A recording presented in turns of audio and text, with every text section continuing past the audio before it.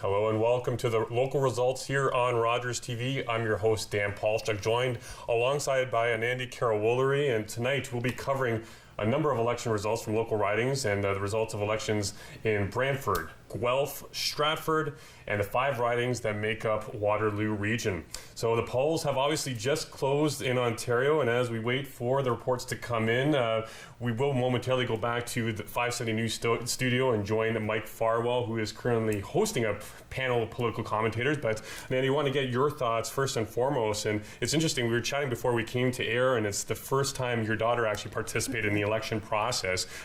What was that moment like for you and on a day like today? It was. It made me see my age. First of all, that was a sober reminder.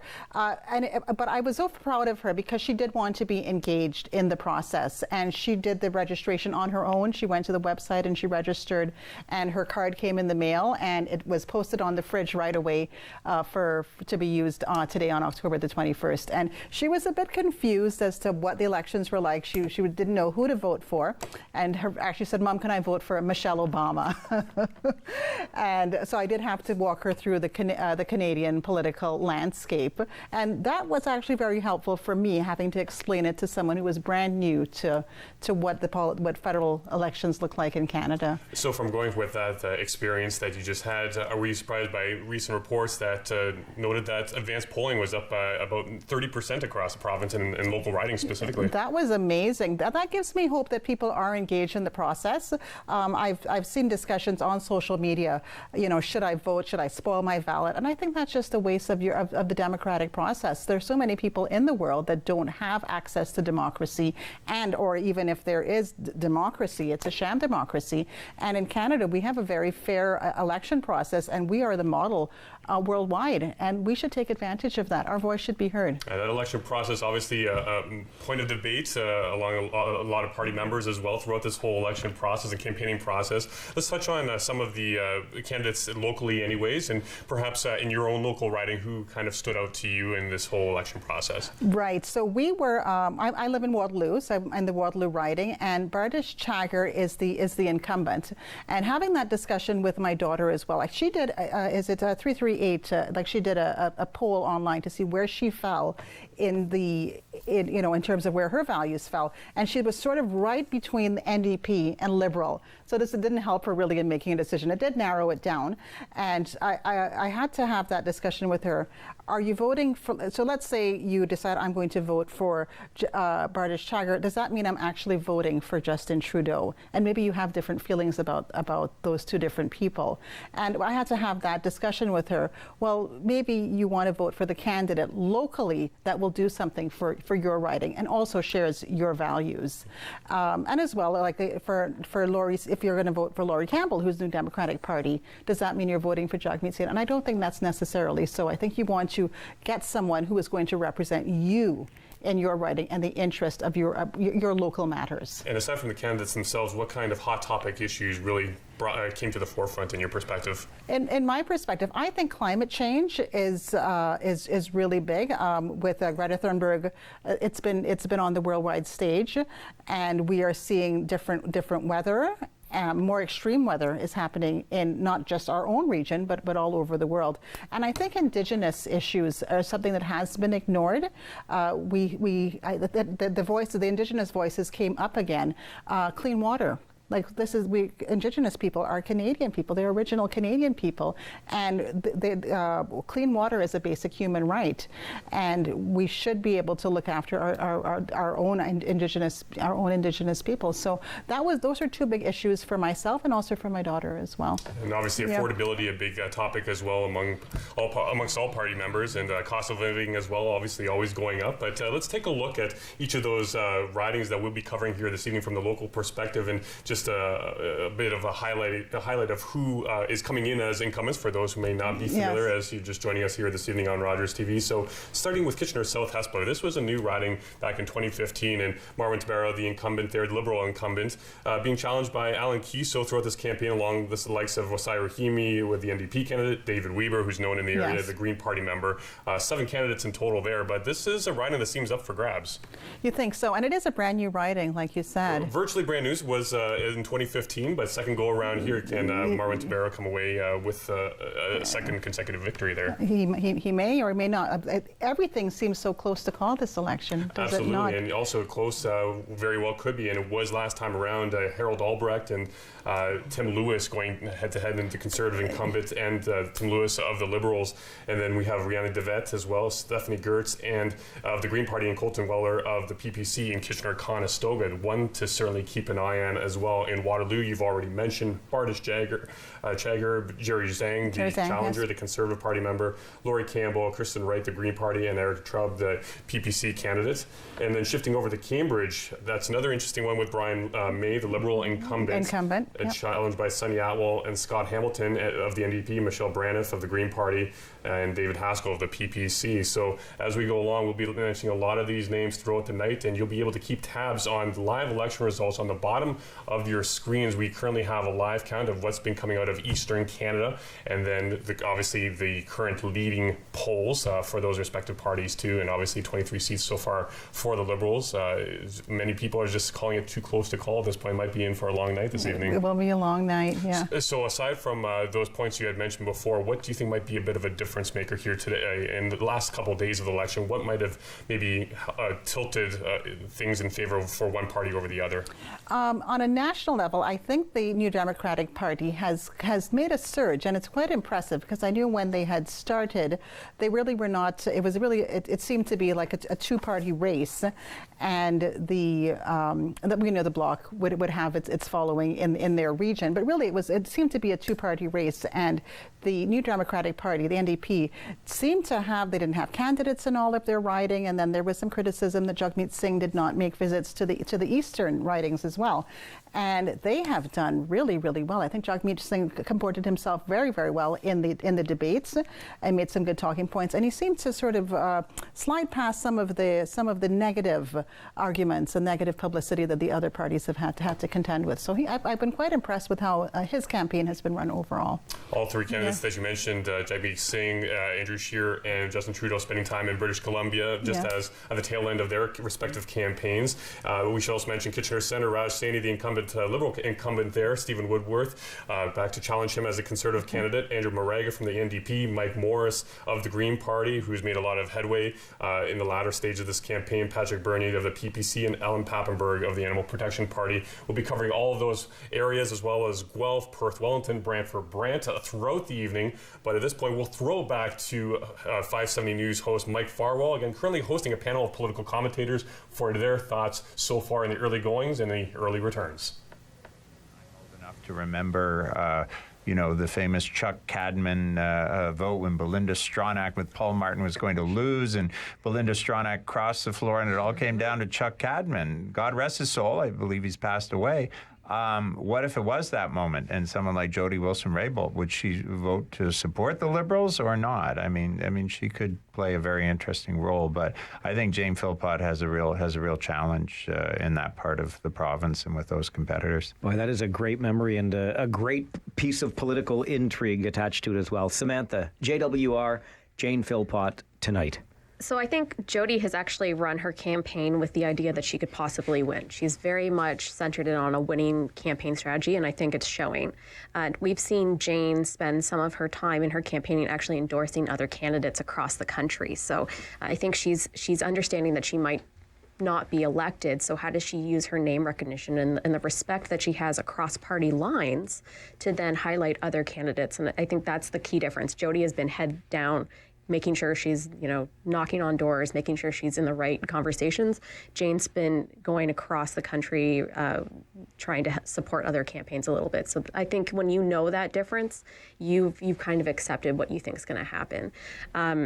I kind of think that Jody very much could play the John McCain role that we could have here. Like, I think there's some key votes where if she could be, it could go down to Jody, and I would wish to be a fly on that wall. Like, I think I will have CPAC on. I will be watching it. I don't care what's happening. I think there are some really interesting ways that she can hold power if, there are some projections where it could come down to 1, 2, or 3 necessary votes, and she could be that kingmaker. If that's not a reason to be excited about BC polls closing in about 20 minutes and watching for those returns, I don't know what is. Mr. Drew, over to you.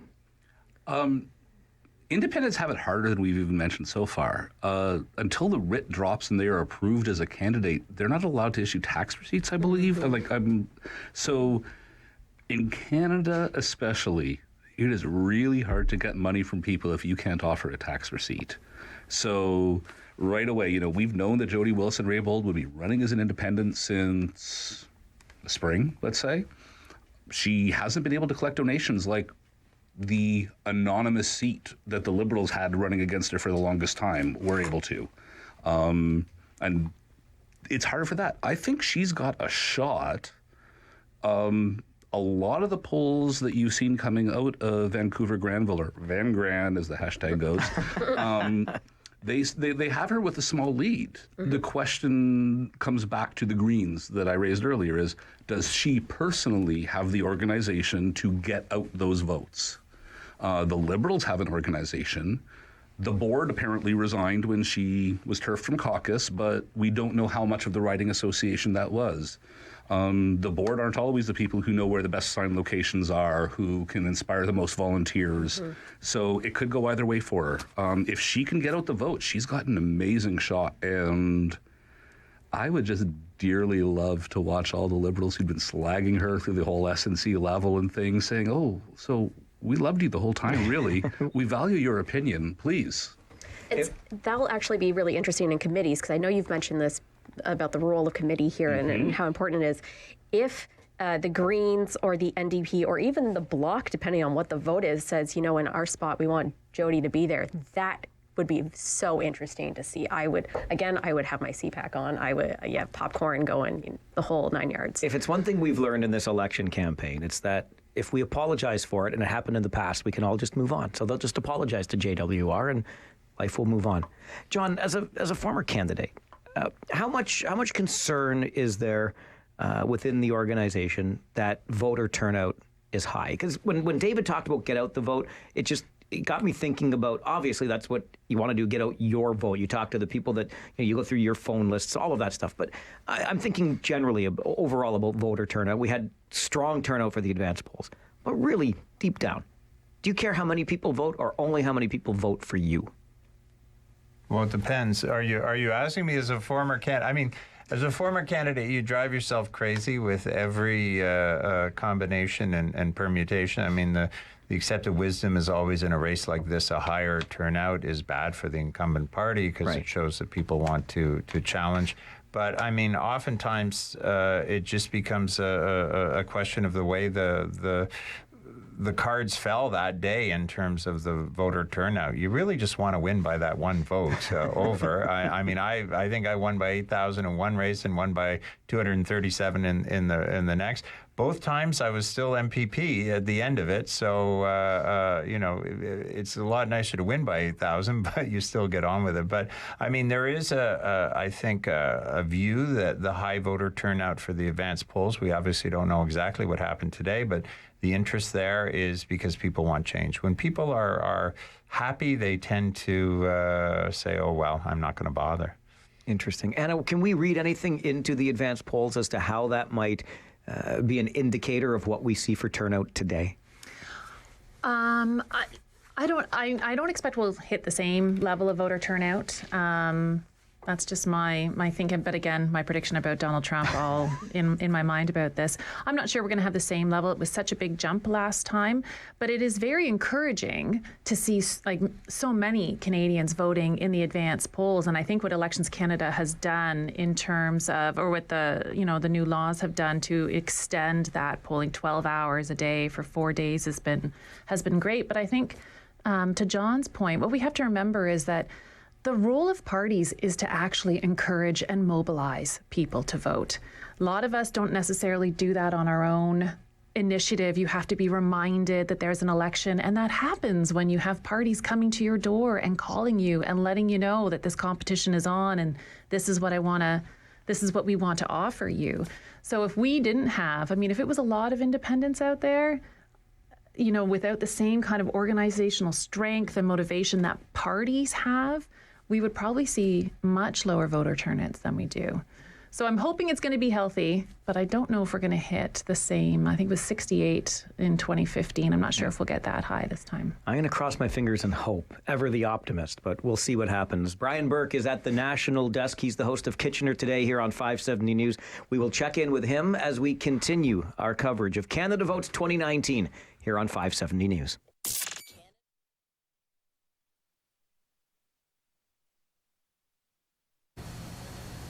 And welcome back to the local election results here at the Rogers TV studio. Dan Polishuk alongside an Andy Carroll-Woolery.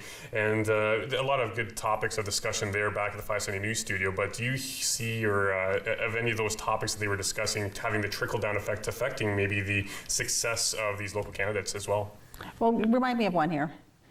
I'm sorry? Remind me of one here. Well, there's been a number of them, but affordable cost of living as well. It's been one that all candidates have been really focusing on as well in their platforms too. I think energy costs are the most, is the biggest difference that I've seen over the last 5 years, that the price of, we have some control, well, we don't have, our country doesn't have all that control over the price of energy and the price of oil because that has international factors coming into it. But I think once energy prices are going up, that's going to affect the price of everything. So I would say definitely energy is, for me, is the biggest factor. As you might have seen on the side of your screen, we are getting some preliminary numbers very early here in some ridings. We also should touch on some of the ridings that we didn't get to before. We have Brant for Brant with Phil McColman, the Conservative incumbent there, Danielle Takacs as well, the Liberal candidate, back to challenge him, Sabrina Sawyer of the NDP, Bob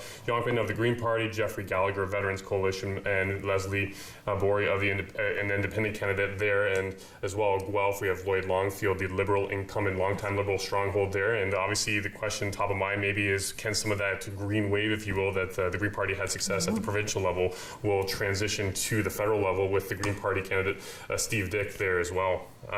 Any chance of that happening in your perspective? Well, there's always a chance, because in the provincial government, it was Steve Schreiner. Correct. That's correct, in Guelph. And I was actually very proud of that he was able to realize his platform officially. Sorry, I should say. Oh, sorry, the Mike. Oh, sorry, I renamed you. I apologize, Mike. So many names that we're dealing with in elections, so many new names to me. And I am actually happy to see the Greens making the progress. And I think the young voters are the ones that are making the difference, because I'm basing this on my daughter, I'm basing this on the lady I met who did my hair for me today. They're all young voters, and I asked them the same question: what are your values? And all of what they're very scared is, what is their future? And they're very afraid for climate change. And the Greens address those fears. Any legitimacy to the point of perhaps lowering the voting age as well to engage some of those younger voters too? No, I think that'd be a bit contrived. I think 19 is the right age.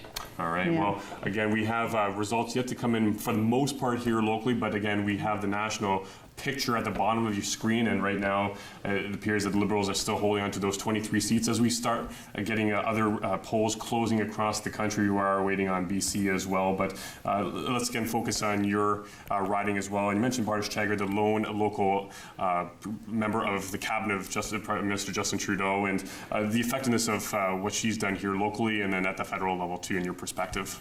I think she has done well for in her cabinet posts. She's with small business, and I know she has kept very active with Federal Development Ontario, and she has done a lot for our riding.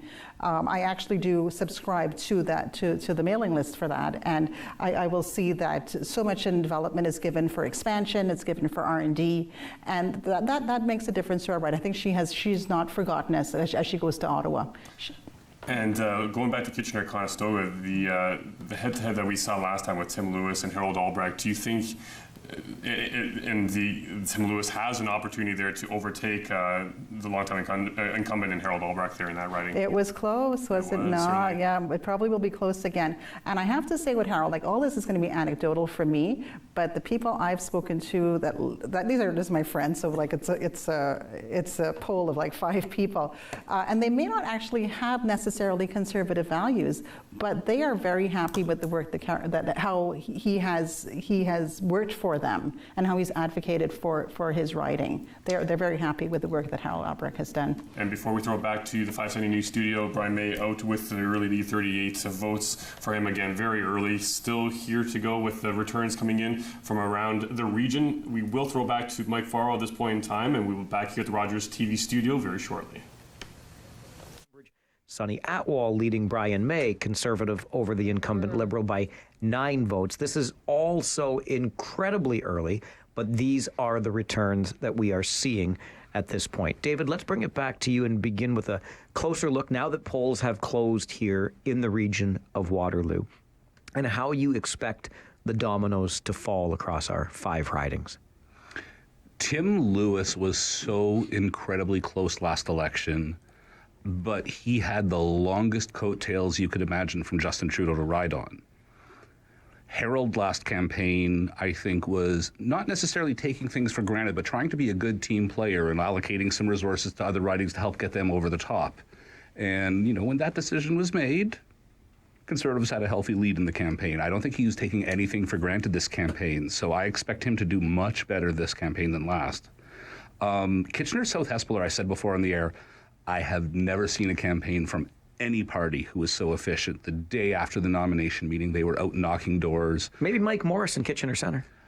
I agree. Alan Kiso ran a great campaign, but Mike Morris ran a hell of a campaign too. I would say Mike Morris definitely exceeded expectations more than anything because, honestly, the Greens. When's the last time you even noticed the Greens running other than complaining about their lack of coverage? Mike went out and earned it. But no, Alan Kiso's campaign has been the most well-organized, visible, well-volunteered, door-knocking machine. Cambridge, I'm very curious about, and like we've said earlier, it's all about second and third place in Kitchener Centre. Mm-hmm. Samantha, you said earlier that as party organizers, you have a pretty good idea of how your candidates are going to fare. How do you view the 5 ridings in the region of Waterloo? Federally, obviously there's been success. Most recently, of course, a newly elected MPP in Kitchener Centre in Laura May Lindo, Catherine Fife in Waterloo, a second term now for her under the NDP banner. But federally, it's been awfully tough to break through what has been a Liberal or Conservative community. Well, 100%. And I think while we've had some stellar candidates, Laurie Campbell is a fantastic candidate. She is also going against Bardish Chagger. And that's a hard riding to get your foot in the door, right? Especially since Bardish has done a fantastic job. She's been there on the ground. You see her all the time. So the NDP person and the Conservative person are going to agree. Bardish has done a great job. Here we go. She's a great community rep. Nobody's going to argue that. And so I think that's an interesting part.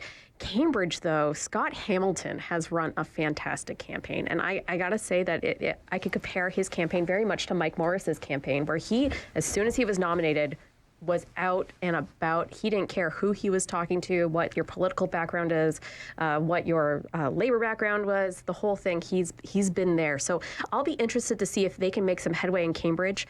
Cambridge was really close in the provincial election too. So this is where it's not this election, but it's the next one. Or it's our ground game is doing significantly better here in the federal, that the next provincial, maybe we pick up another 1 or 2. I think that's where we're going to see it. I think also historically, this area has focused a lot more on provincial politics. I think federally, we take a little bit for granted in the sense that we're not Toronto and we're not Windsor. And so we've been trying to make ourselves a little bit of a foothold, and that comes really strongly in provincial politics. And I think we saw that in the last election, and I think that's also where we're going to try and be our leaders. And I mean, look at our mayors too, right? They've done a significant amount of work leading up to the federal election, but they did significantly much more ground game when they were looking at the provincial election. So I'll be interested to see if that continues in the next provincial, and then see how that goes in the federal. But outside of Cambridge, I'm not expecting anything major here. I find the history of this region politically to be rather intriguing. I came back here from working in Toronto in 2003, and at that time it was red across the board. And slowly over the next 3 elections or so, a couple of minorities in there, it's switched all the way to blue. Now we've got this mix. And then, oh yeah, by the way, we have this riding Kitchener Centre with which you are intimately familiar, John, which has in all but one election since Pearson, for crying out loud, voted with the ultimate government that was formed. It has been the same as the winning party. How do you view what we have seen around this community in the federal election, John? Well, I think, I mean, when you look at the longer term, we've changed as a community. We've changed big time. We're much more, I think, associated with Toronto, with Brampton, with Mississauga. I mean, I think we're no longer the kind of southwestern Ontario go with the rest of the region. I mean, when I was elected in my final election in 2011, I mean, we were all of southwestern Ontario went Conservative, and we held on as a Liberal base, as did parts of the GTA, and so I think we have that identification. So I think it's going to be interesting when you talk about the development and the growth here, to look at a riding like Kitchener-Conestoga, which is no longer just the rural. I mean, it brings in rural parts, but also brings in a lot of urban parts. I think you have a lot more commuter voters, things like that, and I think it may send a different signal coming forward. That change in our community, and we know we have a lot of people that have relocated here from the rat race that is Toronto in and around the GTA. Wouldn't that suggest then, based on voting histories in the GTA, that this makes this community, it changes it more liberal? Oh, I think so. I mean, I look again at Kitchener-Conestoga. I mean, Harold is. I have great respect for Harold. It's an uphill battle to try to defeat Harold, but I mean, Harold is no longer the rural guy who represents sort of small C conservative farmers and others out there. I mean, there's big swaths of young families, many of whom are thinking about the commute to Toronto and things like that, and are going to identify more. Though. Like when Harold was first elected, Kitchener-Conestoga was at that point 60% urban. Pardon me, more than. And yes, it's more urban than it was, but Harold was never elected as a rural person. It was suburban Kitchener and the townships. And to the point of people leaving Toronto, the question is, why are they leaving the rat race in Toronto? Sure, but that's a whole other. And I want to come over to. Some people leave for certain reasons. Some people leave for other reasons. And if they're getting out of Toronto to get away from Toronto, they might not be the Toronto voter. I see where you're going with that for sure. And Anna, I know these regional trends are quite interesting to you too. Yeah, so I guess what I can offer here is what we're finding is that when we study voting behavior, it's usually an urban-rural divide that has been the major division. And we can see that across Canada, and we see that especially in places like Ontario. But the new development is that it's urban, suburban, rural. So urban voters, when you think about sort of the core of Toronto and some of the big cities, Hamilton and others, urban voters who behave the way we think, they tend to be more progressive, tend to be more liberal. And then the rural obviously tend to be traditionally more conservative. And then now though we've got the suburban band, and that's why they're these swing voters. They're not the core urban condo dweller types. They drive to work. They drive to work. Some of them are new Canadians who have come, or second generation who come, and that's why they tend to be the swing that we're looking at, because they can actually pivot in a number of directions, which is why that sort of the GTA is where a lot of things happen and where we focus our attention, because it's not urban rural anymore. It's urban suburban rural. Yeah, I think that's a great point. Okay, we're up against the clock. We'll send you to the 570 News Center for an update with Aaron Anderson. We have reporters fanned out across the community. We'll bring you updates from each of the ridings. And then the polls close in British Columbia. And we'll come back in studio with Anna Esselman, John Malloy, Samantha Estoesta, and David Drew, and continue our analysis of the results. It's getting more and more interesting. This is Canada Votes 2019 on 570 News.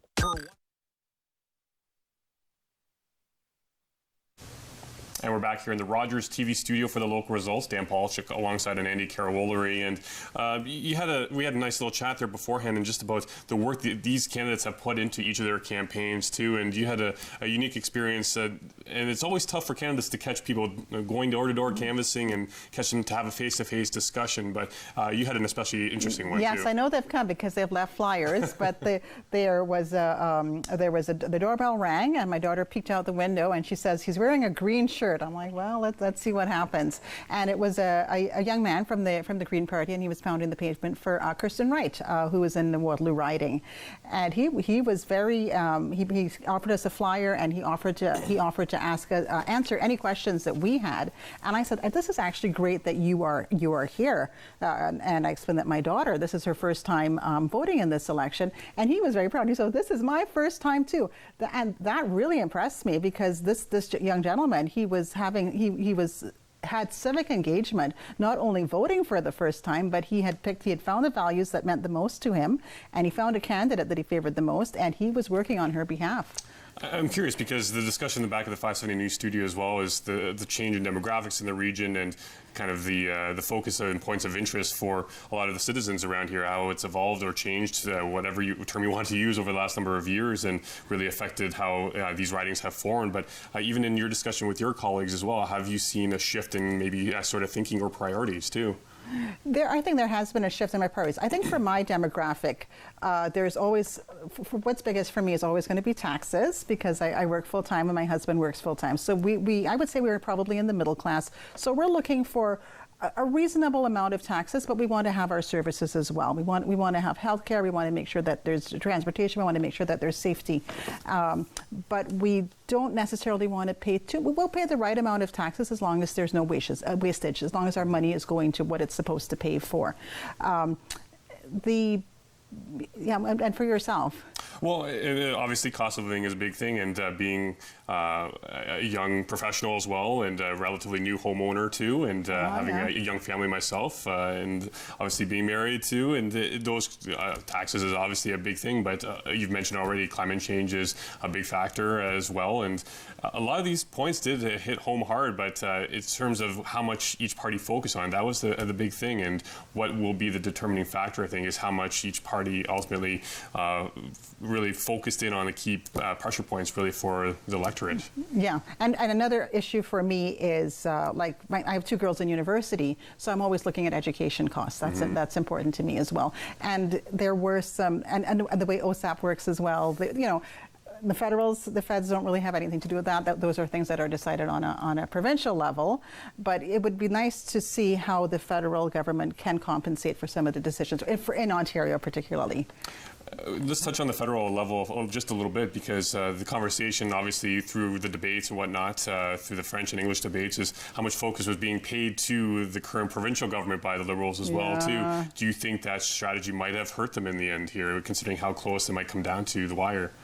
Well, you have to just try what works, I guess. And I guess at the time they thought, I noticed there was a distancing from Doug Ford, and I guess maybe they sensed that.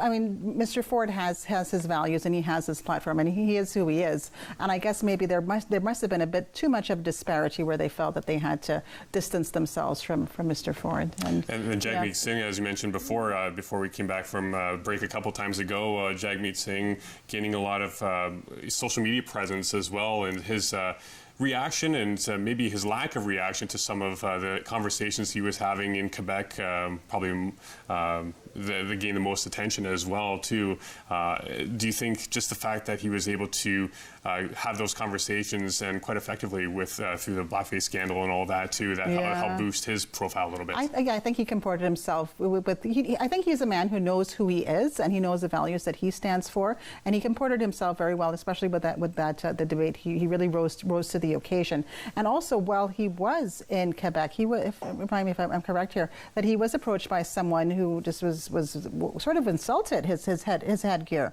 and he handled that with grace, and he handled that with respect. And those, if you can react like that in everyday situations on the spot, that was not something that was pre-planned. That just happened on the spot, and he comported himself with grace and with respect for the other person. I think when a person who can deal with on the micro level, you can count on them dealing at the macro level like that too. And on the macro level, kind of throwing a kink into things a little bit this time around, a new party on the scene, the Party of Canada as well. How much of a factor will they play in ultimately maybe altering how this election plays out? Say that again. In terms of the PPC too, how much of a factor are they going to play in terms of ultimately deciding who wins out here in this election? You know what? This is not something I'm used to. I did hear a debate, and was it the Waterloo debate or was it the Stratford? It might have been the Stratford debate. And someone said that and it was a PPC candidate, that Canada was for Canadians. And for me, and I'm full disclosure, I am a person of color, and it just kind of hurt me right here because I am a Canadian, and to imply that someone of color is not a Canadian, that just really hurts. I have been in this country for many years, and I've contributed. My children were born here. My parents came here in the 70s, and they've contributed to the society and to the economy. And to imply that we are less Canadian than other Canadians, I can't see that being. It could be in the background, but just to see someone actually see it said on the screen and hear it said, which is very hurtful, I think. And that, yeah. Well, we'll see how that... a bit shallow, too. Fair enough. We'll have to see how that translates into the numbers, as again, they are just starting to trickle in at the local level, too. The national results coming in at the bottom of your screen. But we will, in the meantime, throw it back to Mike Farrell back at the 570 News studio. Along with David Drew, who, by the way, is a one-time Conservative policy advisor to Harold Albrecht in Kitchener-Conestoga. We're joined in studio by Samantha Estoesta. She's a local political commentator who specializes in NDP policy. John Malloy, the director of the Centre for Public Ethics and an assistant professor of same at Martin Luther University College in Waterloo. And Anna Esselman is a professor of political science at the University of Waterloo. David, I'll come over to you on this. It's so early in these returns coming in locally. Do you read anything into what you're seeing so far? No. But, we were talking about Lisa Raitt and Adam Coverton. Yeah. And, I expect Lisa is going to pull ahead. She's down by 8 votes right now, it looks like.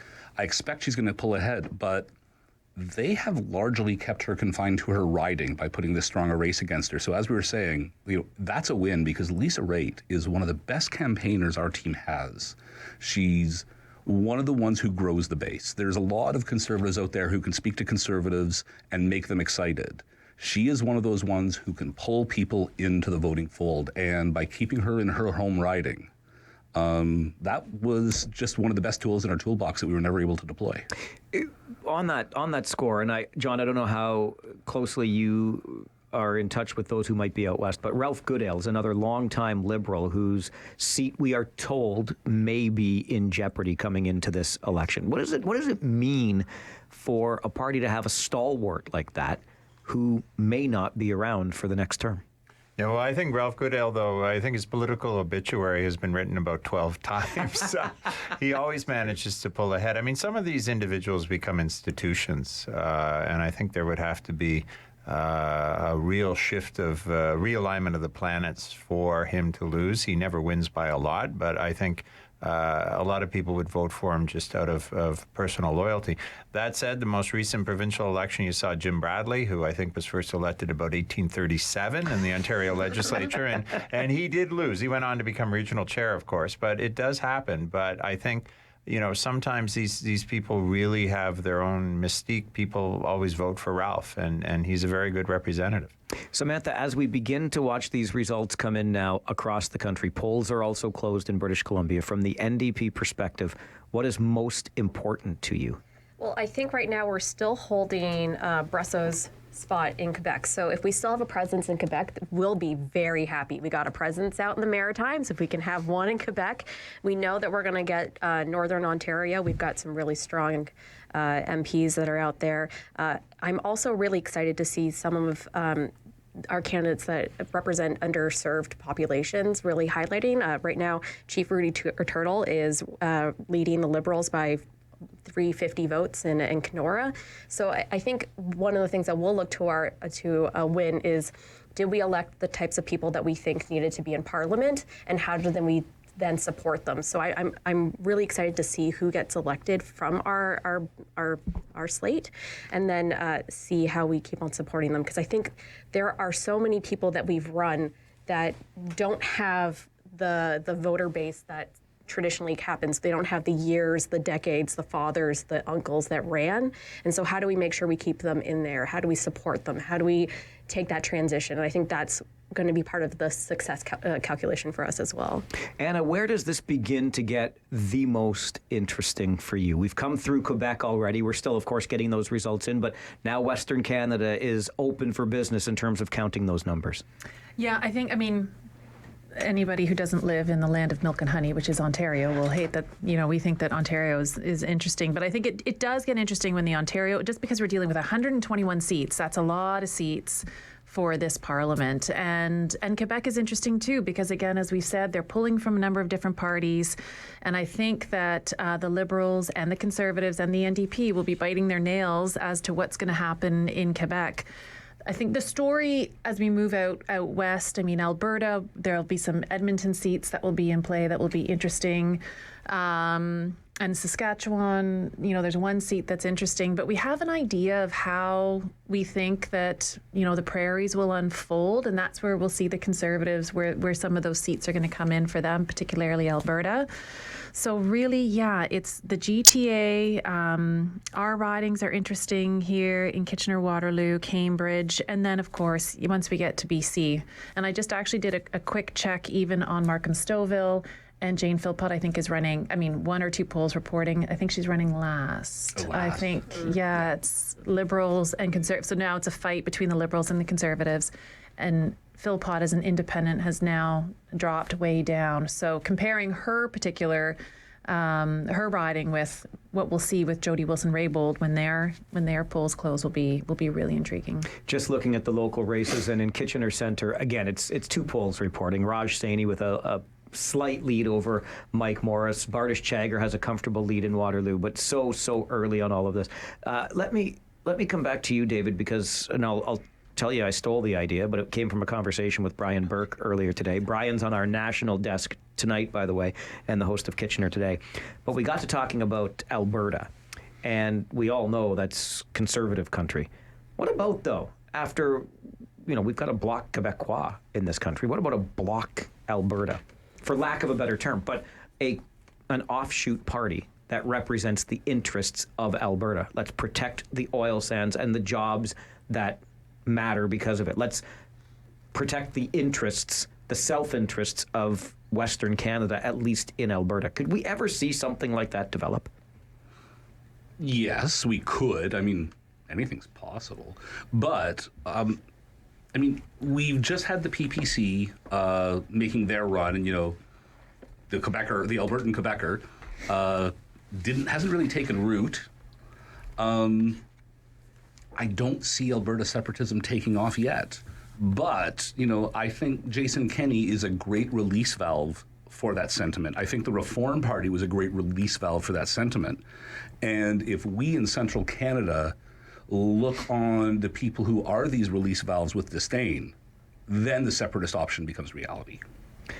Our national networks are projecting, as of 10:13 p.m., a Liberal win tonight. They're not declaring majority or minority. How do we feel about this 13 minutes after polls have closed in British Columbia? Samantha? I jokingly put on my Twitter that I quoted Harry Potter, and I said, I bet 37 gallons, 13 sickles, and 7 nuts that the Liberal Party will win, but Jagmeet Singh will get the snitch. So I know from... I'm still reading the first book because I'm so far behind my daughter, it's not even funny, but... But I honestly am not surprised to see that they're calling a Liberal government. If it's a majority or if it's a minority, that's going to be the interesting thing. And then who holds up the balance of power? Right. So, it's still anyone's game. We are 1, 2, 4 polls in for some places. So. Well, and earlier tonight, John, we were watching Dominic LeBlanc down east, and for a moment it appeared as though, he had lost his seat to the Greens. Then by a comfortable margin in the thousands, and then all of a sudden he had won by thousands. We're seeing cheering on the monitors in the studio. Does it seem a little premature to you, or could you foresee the Liberals forming the next Parliament? Well, I think you have to think about change and the mood for change that we talked about earlier. The numbers aren't showing that. We're not seeing, all of a sudden the Conservatives way ahead, or the NDP or Greens, depending on the seat. You're seeing the Liberals with perhaps not huge leads, but consistent leads in the polls as they're starting to come in. They seem to be holding their own, so it seems to make sense. I mean, I don't know what the rush is, why you have to go so early, but I think it makes sense to say at the end of the day the Liberals are going to have the most seats. As to whether it's a minority or a majority, of course, that's going to be the big question. But I think people have been angry, disappointed, words like that with the Liberals, but I don't think they've had that same let's throw them out that you saw in 2015. And quite frankly, Andrew Scheer hasn't exactly run a flawless campaign, and there hasn't really been Scheer mania across the country. So I think when you put all that together, you say, yeah, the odds are the Liberals are gonna continue to hold their own, particularly in some of these centres in Ontario where they already hold a lot of seats, and are going to come up the winners. But I don't know what the rush is. It's funny, in the United States after the 2000 presidential election, now they never call the president until the very end, when everybody knows it's going to be. But I guess they want to be first off the block. We could have that conversation sometime. It's a much bigger conversation about why we, and I use the collective we as media, are always in such a hurry. That's a whole other conversation. Our panelists are John Malloy, from whom you just heard, Samantha Estoesta, David Drew, and Anna Esselman. We continue with our analysis of Canada Votes 2019. Head to the national desk with Brian Perk coming up as well. This is 570 News. Canada Votes.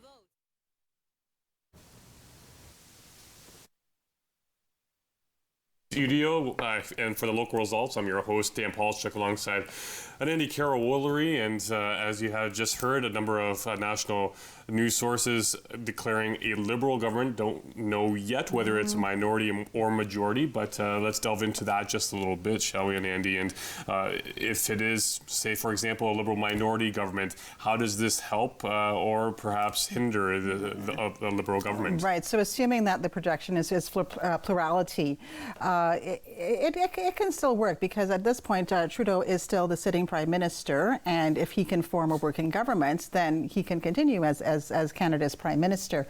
But that would mean forming a coalition.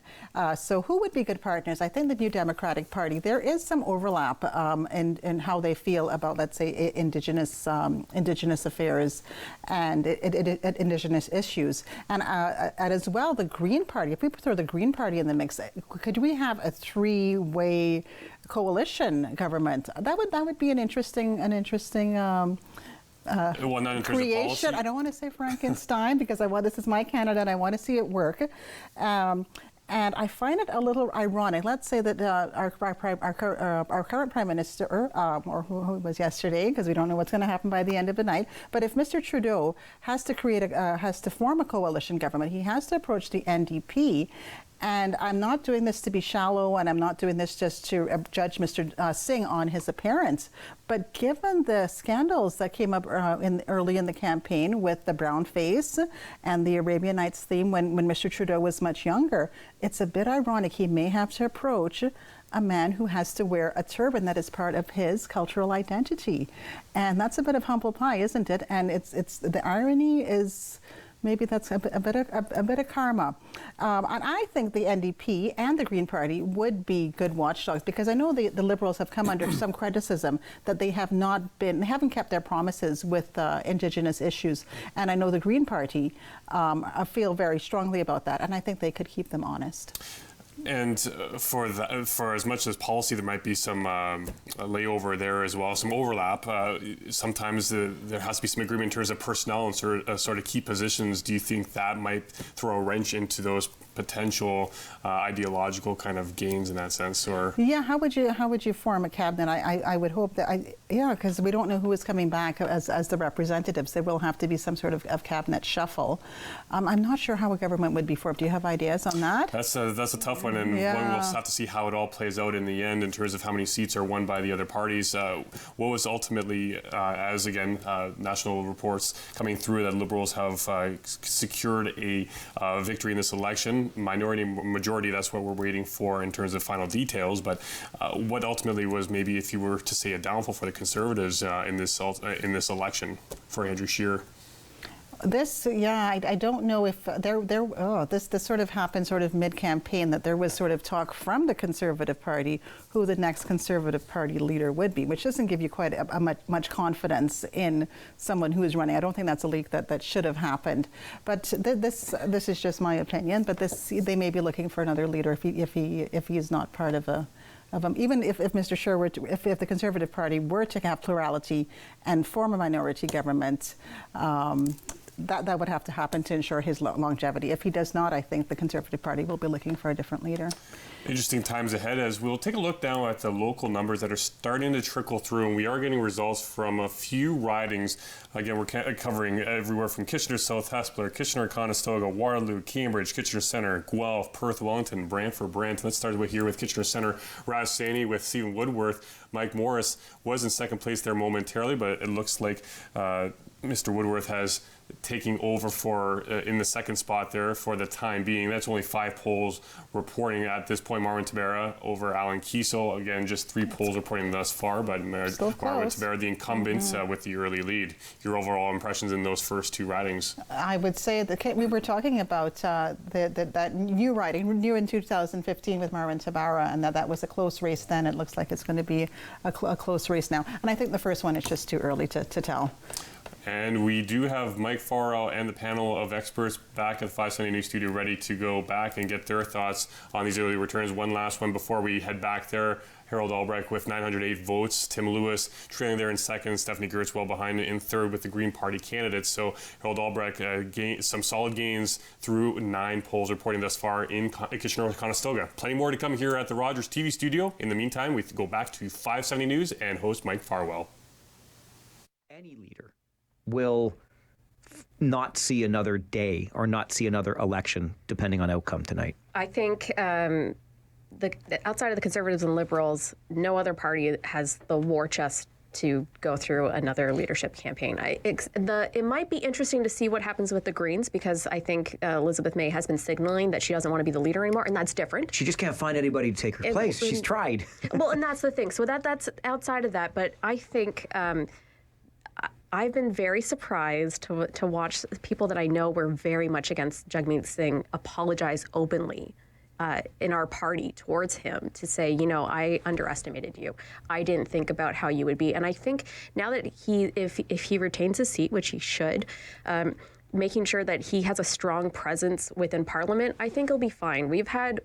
I think you need at least one full election cycle to understand the role. You need to see how you do, and he's been very strong this election. I mean, I believe right before the final polls ended, he was the most beloved leader out of all the federal leaders. So looking at that, if he builds that up, if he keeps up that momentum, and he has some really good one-liners, some really good questions in question period, I don't think there's going to be a challenge. I think they're going to give him the benefit of the doubt and let him have one more election cycle to see what happens. You can keep up with the TikTok too, because it's made the 13-year-old in my house very happy. She loves it. She's showing me this stuff that I didn't know existed on the internet. John, to you, is there a party leader that will not survive another election depending on outcome tonight? Well, obviously, if the Liberals are going to be forming the government, I think Justin Trudeau is very safe. But the question has to be Andrew Scheer. He did not have a good campaign. And the Liberals didn't have a good campaign, which raises the question, why wasn't Andrew Scheer in there taking advantage of it? And certainly he seemed to get a bit of a rhythm in the past few days. And then last weekend was an absolute disaster with the Warren Kinsella fiasco and a few other issues that came up. So, the Conservative Party is, many people may say, has missed an opportunity here, and they're going to be taking a look at Andrew Scheer very seriously. Anna, how do you read the tea leaves?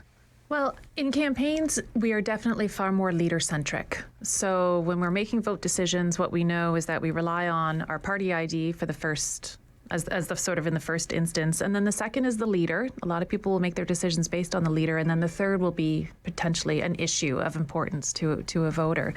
So we are very leader-centric, which actually puts a lot of pressure on party leaders, particularly in the national spotlight that they're in. And I mentioned on Friday, I think for Jagmeet Singh and for Andrew Scheer, this election was more of a get-to-know-you election for them, to introduce themselves across the country to Canadian voters.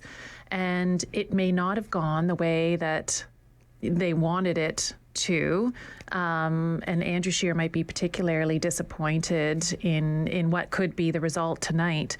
But I'm not convinced that this is when parties dump their leaders, that often it will take 1 or 2 rounds on this national stage before they really get their feet under them, because there is just a lot. There's a lot on their shoulders, and I'm sure Andrew Scheer is going to feel, and Justin Trudeau will feel, and potentially Jagmeet Singh, that they could have done more, they could have done better. There, all those things that they could have, should have done.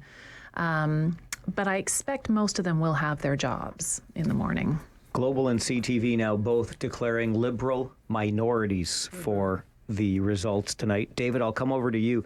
About 4 weeks ago, I said something very similar to what John Malloy just said here on our panel tonight, but I was much bolder about it. After the brown-face, blackface scandal broke, I said flat out, if the Conservatives do not now form the next government in Canada, it is one of the biggest failures in a political campaign in Canada. I may have been exaggerating a tiny bit. However, I think the door was wide open. I think this was Andrew Scheer's election to lose. And by the accounts coming in across the country, it sounds like he has. What's the feeling within the party? Historically in Canada, we don't tend to elect one-term governments. So since the SNC-Lavalin scandal broke, I think there were a lot of raised expectations, but when you look back at precedent, we don't tend to have one-term governments. So he was running against history. I don't think it was his to lose, as has been phrased. And as to how secure he is, he's going to be 2 seats up. Well, right now, he's 2 seats up from where he was at the last election. That's generally a good place to be. I would rather, you go back to Paul Martin in 2004 when he got the minority. He'd lost 40 seats and called it a victory. Stephen Harper had gained 40 seats and called it a loss. And then we saw 2006. If you ditch your leader right now, you really preclude that possibility. I'm not as worried about Andrew Scheer as I would have been before the discipline that Stephen Harper brought to the party. And no truth to or substance to the rumors that Andrew MacKay was just waiting in the wings? Or Peter, pardon me. I mean, it's not like Peter MacKay has me on speed dial and, hey, Dave, I need an organizer. But no, he's got young kids. There's people who float this around because the worst people in politics are not the politicians, it's the staffers. And a lot of the times it's the staffers who get their politicians into trouble. It's really easy for politicians to say something dumb in the moment, but a lot of the times when you're looking at these tweets that go out, it's not the politicians who sent them. With the exception of the one local politician where you really did hurt my feelings once by implying that he was implying a professional. It was you, wasn't it? You were the professional. No. I was just insulted by the idea that you thought that those tweets were professional. Okay.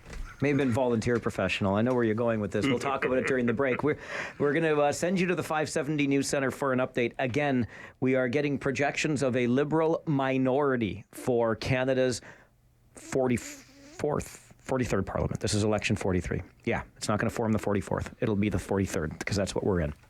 We'll get updates from around this region. We've got reporters in each of the local ridings, Aaron Anderson, to bring you all of the details. Our panel assembled for analysis in studio is David Drew, who was a one-time policy advisor to Conservative MP Harold Albrecht, currently leading in Kitchener-Conestoga, by the way. Samantha Estoesta is with us. She's a local political commentator who specializes in NDP policy. John Malloy, the director of the Centre for Public Ethics and an assistant professor of public ethics at Martin Luther University College, and Anna Esselman, who is a political science professor at the University of Waterloo. All of this for Canada Votes 2019 on 570 News.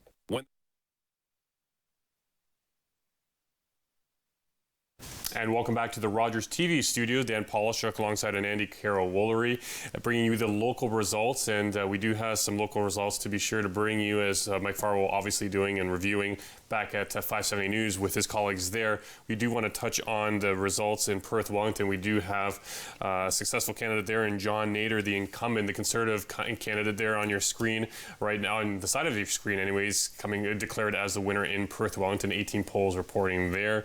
But again, John Nader, the Conservative incumbent, and really no surprise there, kind of a stronghold there for Mr. Nader the last couple of elections. There, agree. As we roll through some of these other ridings that are reporting, and some close races, although some not so close races, specifically with Harold Albrecht and Tim Lewis, again, much like in 2015, is shaping up to maybe be a bit of a close finish again, but staying with Perth Wellington there just for a second. You see the other candidates, the Green Party rounding it out. We mentioned some of the not so close races at this point. The incumbent Bardish Chagger in Waterloo with over 1,500 votes, with 15 polls reporting.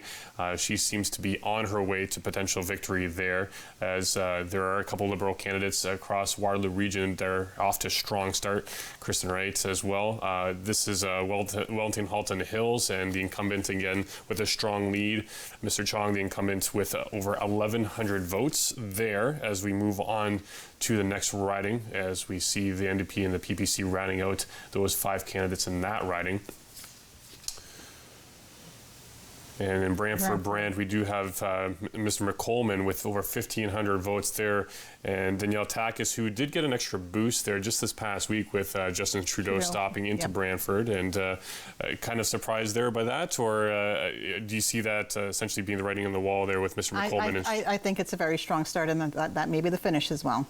Sabrina Sawyer as well, the NDP candidate, rounding out the kind of top 3 there in the Brantford Brand riding. As you see, the remaining 2, Brian May has been named successful candidate in Cambridge through 55 polls reporting. So Brian May, the Liberal incumbent, defeating Sonny Atwell there, who came in second place, as the other polls will be coming in. But he is the successful candidate in Cambridge, as we see the other results thus far. So that makes it 2 that have been named so far locally. Yes. So one Liberal, Brian May in Cambridge, and then locally as well in Perth, Wellington. Correct. We said confirmed.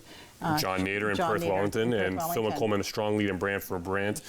We did have, we have another Liberal leading in Guelph, and we mentioned off the top of the broadcast, has been traditionally a Liberal stronghold there with Lloyd Longfield, and again off to a strong start again too.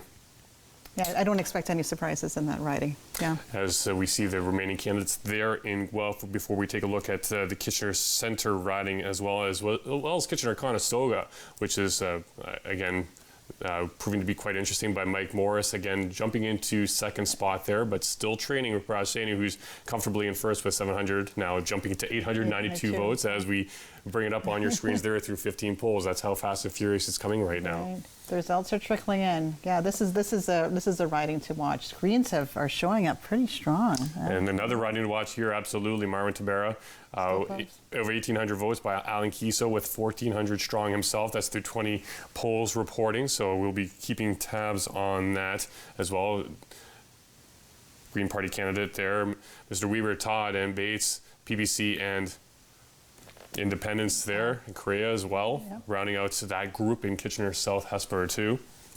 And then we do move on to Kitchener Conestoga, as we were mentioning. Tim Lewis still trailing the incumbent Conservative Party candidate Harold Albrecht with over 1,600 votes at this point. So, like you mentioned before, it looks to be a lot of Liberal red in the region, although Harold Albrecht could stand to be the only Conservative candidate in Waterloo region proper. Yeah, he's really admired. I think he's really respected by his constituents. But we'll take a look. But he is in the lead right now. And again, lastly, we circle back to John Nader, the Conservative successful candidate in Perth, Wellington there as well. So celebrations in the Nader household and wherever they are hosting their party here this evening. It'll be a lot of celebrations going on after a hard-fought campaign there as well. Very hard-fought, yeah. But again, Bardish Chagger as well, over 1,800 votes, and seems to be on her way. Liberal House leader as well. I think there will be celebrations for her as well tonight. Yeah. So, any surprises in your estimation for what you're seeing in the early going here? I am really impressed. The Greens are showing really, really well. The Green Party. And I think they're coming into their time, and I think they resonate with millennials and younger. Like I said, I think young people are very afraid of their future, and the Green Party they may not have all the solutions, but they're listening to the fears. And from what I understand, actually, when the person came to our door, that campaigner, he said that the Green Party had a fully costed out plan and a budget that could be balanced, and it was workable. And I hadn't gotten into the details. I left that up to my daughter because I know she was very interested in the Green Party. But that was very impressive. That it's not just a pipe dream. That it's these things, you need dollars and cents to make it work, and it was a fully thought out and a fully costed out strategy. Even though it was sent back at one point to be recosted, they did get things straightened out, and ultimately perhaps giving them a bit of a boost from what they were maybe resonated with voters just a little bit. Again, Brian May, the successful candidate there in Cambridge, the challenger Sonny Atwell, Scott Hamilton from the NDP, unable to remove him from his seat there locally. But let's carry on with the discussion Mike Farwell was having back at the 570 News studio there for a moment with the other colleagues there. And where do the Conservatives go from here, essentially, with Andrew Scheer? Where was their misstep where was Andrew Scheer's misstep specifically, maybe the party's misstep there at the federal level in your estimation? I can't say exactly where the missteps were for me. For me, it's the Conservative Party, and maybe for Andrew Scheer, just I guess our value systems there was just a bit of a disconnect. And there was some video that came out. I know that he got some flack for not standing up for he wasn't paying 100% to the Canadian anthem. And for me, we are human, we make mistakes, and I'm not going to crucify him on that. But for values, how we feel about the LGBTQ plus community, like I said, all Canadians are all Canadians, and to differentiate and find differences to say why you're not Canadian or why you're different, that we have to come from a place of love. I'm going to get a little airy-fairy here, but we have to come from a place of love, and if not love, we have to respect one another. And maybe Canadians felt a disconnect there because he showed what his value was. Well, Liberal candidates and Liberal supporters are loving the results so far in the early going. Again, the national numbers on the bottom of your screen, currently anyways, but again, Liberal government has been declared. We're still waiting on final confirmation whether that will be a majority or minority. But in the meantime, we will throw it back to the 570 News studio where Mike Farwell is again joined by local political experts. Let's go there now. Liberal government. What are we looking at as Canadians? Well, I'm just looking at the, if we look at the results now, in my head I'm trying to formulate already, doing the mental math that I was never, ever good at as a child, but sort of where you could see, so who are the Liberals going to have to pivot to get some support? So if they get the BQ on side, that's the only party they need. If they wanted to vote with the Liberals on bills, that gives them enough to get legislation through. That's more than the 170 that they would need if they pair it up. They have no solution without the bloc, though, now. So, no, exactly. So, but if the NDP, and then you look at the NDP, so then you're short seats if you only have the NDP. But so in these situations, funny things happen, right? Because if the parties aren't prepared to go into another election, I don't know, John, you might have a little more insight, but I've often noticed that sometimes you'll have a swath of Conservatives that get the flu or don't show up or sent out to do constituency work when a vote comes up, and that does the balance of, if we have enough Conservatives that don't show up and all the NDP show up, then we can still get votes through that we need. But at this point, if the Liberals decided or were able to make agreements with the Bloc Québécois, if that might be their main partner for legislation, that's the one party that they would need, just in terms of the numbers, looking at the numbers right now, to get the votes that they needed. Just looking at Kitchener South Hespeler right now, Marwan Tabara, the Liberal incumbent, about a 400 vote lead, but we've barely scratched the surface, really, of polls there. Only about 16% have returned at this point. John, you were a government house leader and part of a minority government here in Ontario. To Anna's point, I mean, do members of the opposition suddenly get the flu? Is it hard to whip votes? Well, I think you always have to differentiate between a vote that's a confidence vote. I mean, the Liberal government could come forward with a speech from the throne. That'll be the big moment. That might be a case. What we saw at Queen's Park was parties actually abstaining. They would show up and they just would not vote. But then when it comes to specific pieces of legislation, this goes back, I'm sort of a broken record on this. Whenever I say this to students, they ask me what a record is. But, they can just make sure that items never come up for a vote. I mean, you're going to be putting forward, probably the Liberals will be very timid. They'll put forward pieces of legislation that are not controversial. And when I look at the makeup as it stands right now, we still, according to the TV, 23 seats left to report in, so those numbers could change. But with a bit of a dog's breakfast there, you may just see every particular bill, every bill coming forward just be debated ad nauseum and things don't move forward. Because ultimately, a majority government, although they like to have debate, although they don't like to be bullies, eventually they can kind of pull the hammer and use procedural maneuvers to move things through. That's gone now, so they're going to have to sit and watch the opposition sort it out. So it'll be very interesting to see how they deal with that sort of second tier. So they may see some abstentions to get through the speech from the throne, or people having flu or a budget, that sort of thing. But beyond that, I'm not sure how successful they're going to be without a clear partner. And David, you pointed out a moment ago, currently, with the makeup of what we are seeing with those seats that have been reported, that partner would have to be the Bloc. Mm-hmm. If there's a partner. Like, there's the very evident scenario that the Liberals could just say, we are going to govern until such point as we lose confidence. I'm not as sure that the Conservatives will play to get the flu. Just if you look at their brand, it was very acceptable for when Karen Redmond, when she was House Leader federally, to lead the Liberals out of the House on a grand show of abstentions. That is not something the Conservative base tends to like. I'm not so sure that the Conservatives won't be very willing to make the other parties show up and keep this government alive, so that next election they are able to say, you have two choices. Go ahead, Anna. I was going to say, now, I mean, one point on here too. So what happens right now is that if the numbers stay the same, the Liberals do have the first chance at forming government, right? Because Justin Trudeau is the Prime Minister, they'll get the first crack. Now, it's entirely possible, we saw this in New Brunswick and we saw it in British Columbia provincially, the first crack was made and the government lost confidence. And instead of going into an election, the Lieutenant Governor then turned to the other parties and said, anybody else here willing to try to put together a government? And in both cases, they did. You know, the other parties got together and were able to say, yes, we will be able to keep the confidence of our legislatures.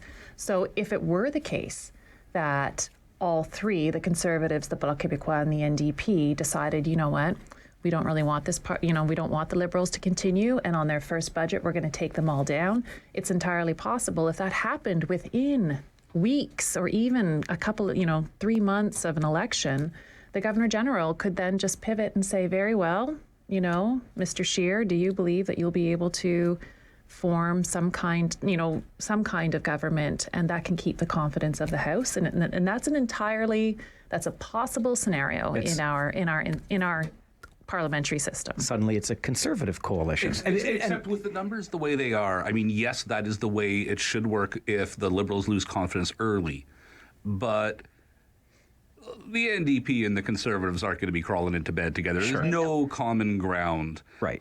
Same with the Greens. So that leaves the Bloc, and even there, you don't have a functioning anything. It's interesting, though, Anna, you and I were on the same page right there, because we were, minority parliament 04, 06, 08, right? Yes. And I remember covering that. And as somebody who covers the stuff, you think this is great. But I believe that we as Canadians got a little bit fatigued with minority parliaments. And I wonder what you think the appetite might be now. And John, I'll start with you, for a minority parliament that could fall on a vote of non-confidence at any moment. Are we ready for that again, a decade after we finally moved on from it?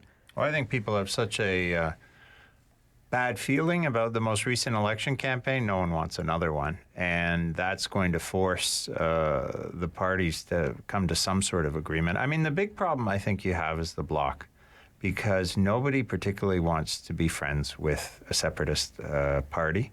And, you know, when you talk about a conservative bloc coalition, do you really want to go to Alberta and talk about your partners, the separatists? I mean, you know, Stephen Harper, it was quite disingenuous when he went after what was perfectly acceptable for Stéphane Dion to talk about a coalition of the various opposition parties. He made such hay out of the idea of getting into bed with the separatists that it really did hurt the Liberals and help his cause. And I can't imagine anyone letting that chance to go by to talk about Andrew Scheer, who's soft on separatism, is working with the separatists, and that's not going to play well outside of Quebec. And I think he's going to think twice before getting any sort of arrangement with the bloc. So how do you sort of work that through? I mean, if they were if it was the bloc were the People's Party, for example, and had 36 seats, yeah, maybe there's some sort of common ground. But it's the fact that they're separatists. It just is not going to play well. Two things about that. This bloc, this campaign, has not been separatist. They've been the CAQ's proxy for provincial rights. They haven't talked about even sovereignty, really, in the traditional sense of it. That makes it more palatable. Yeah, but they're not going to. I mean, no, let's be honest. I agree with you on the end result. When I go to Alberta, I'm not going to say, well, they're not really separate. I mean, you're going to say Andrew Scheer has made common cause with the separatists. No, but there are. I can't see them having a formal thing written down, but I can see stuff like Quebec having its own income tax form. Provincial rights respecting Bill 21 being something where they can have the informal agreement, but I still don't see it really happening. But the other thing about the Dion was he'd expressly run against the idea of the coalition, had the worst results up to that point in Liberal history, was being thrown out as Liberal leader, and then all of a sudden was going to get into beds with the separatists to become Prime Minister. Mm-hmm. It wasn't legally a problem. Politically, it stank to high heaven. All right, we're going to take a break. We'll send you over to the national desk with Brian Burke after this very brief timeout. We are, if you have not yet heard, if you're just tuning in, projecting a Liberal minority, and we don't have that many ridings left to report, about a dozen of them now at this point. So we're starting to take a look at a Liberal minority to form Canada's next Parliament. The latest update from the national desk, and then back in studio with our panel. John Malloy, Samantha Estoesta, David Drew, and Anna Esselman are with us on Canada Votes 2019 here on 570 News.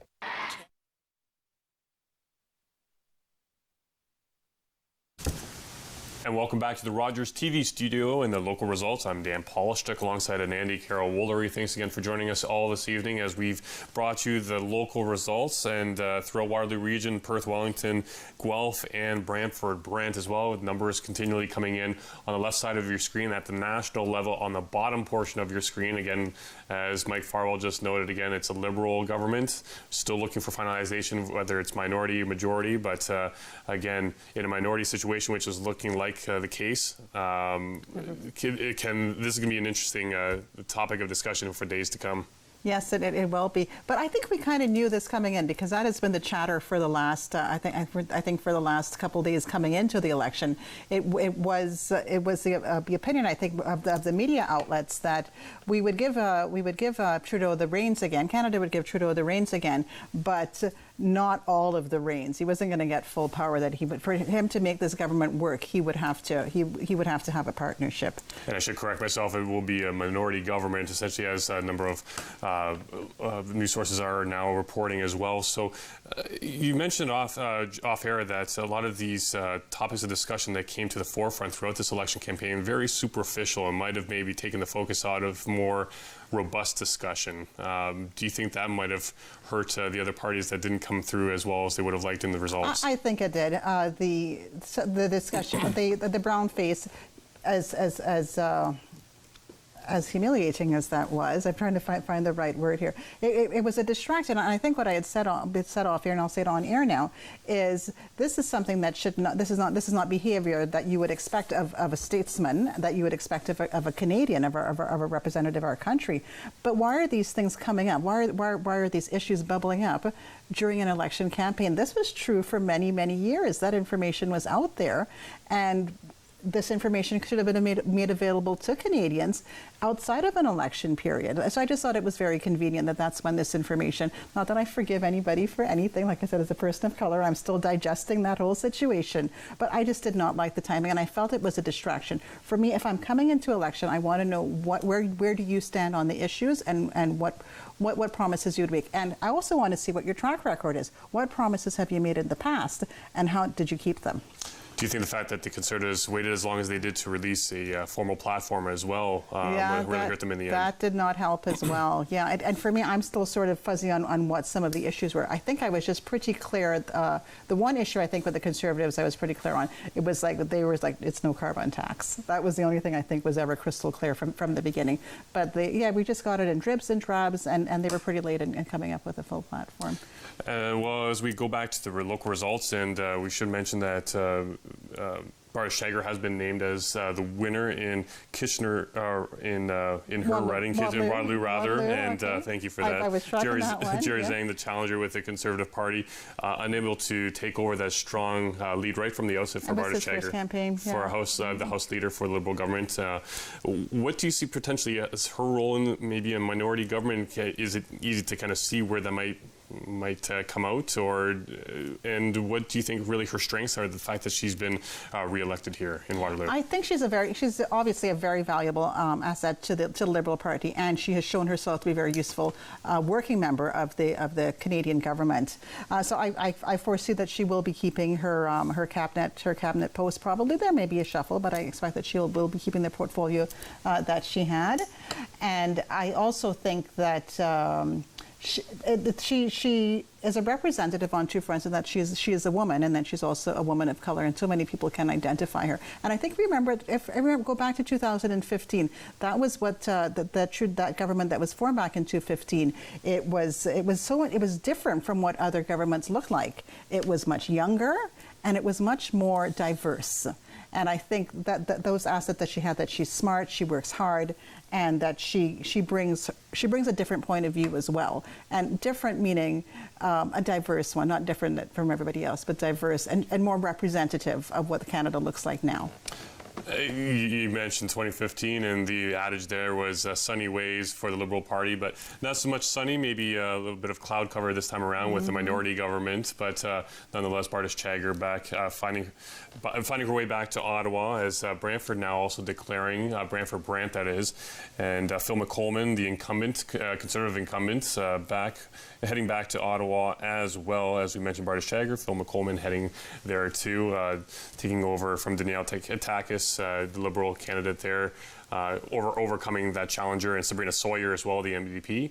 But aside from that, Kitchener-Conestoga, we're still keeping an eye on Harold Albrecht and Tim Lewis, as well as Marwin Tabera going really head-to-head with Alan Keeso in Kitchener South. Hespler still results incoming there too. So we'll be back to revisit those numbers as they come through from the other polling stations. But in the meantime, we'll go back to Mike Farwell and the political commentators at the 570 News Studio.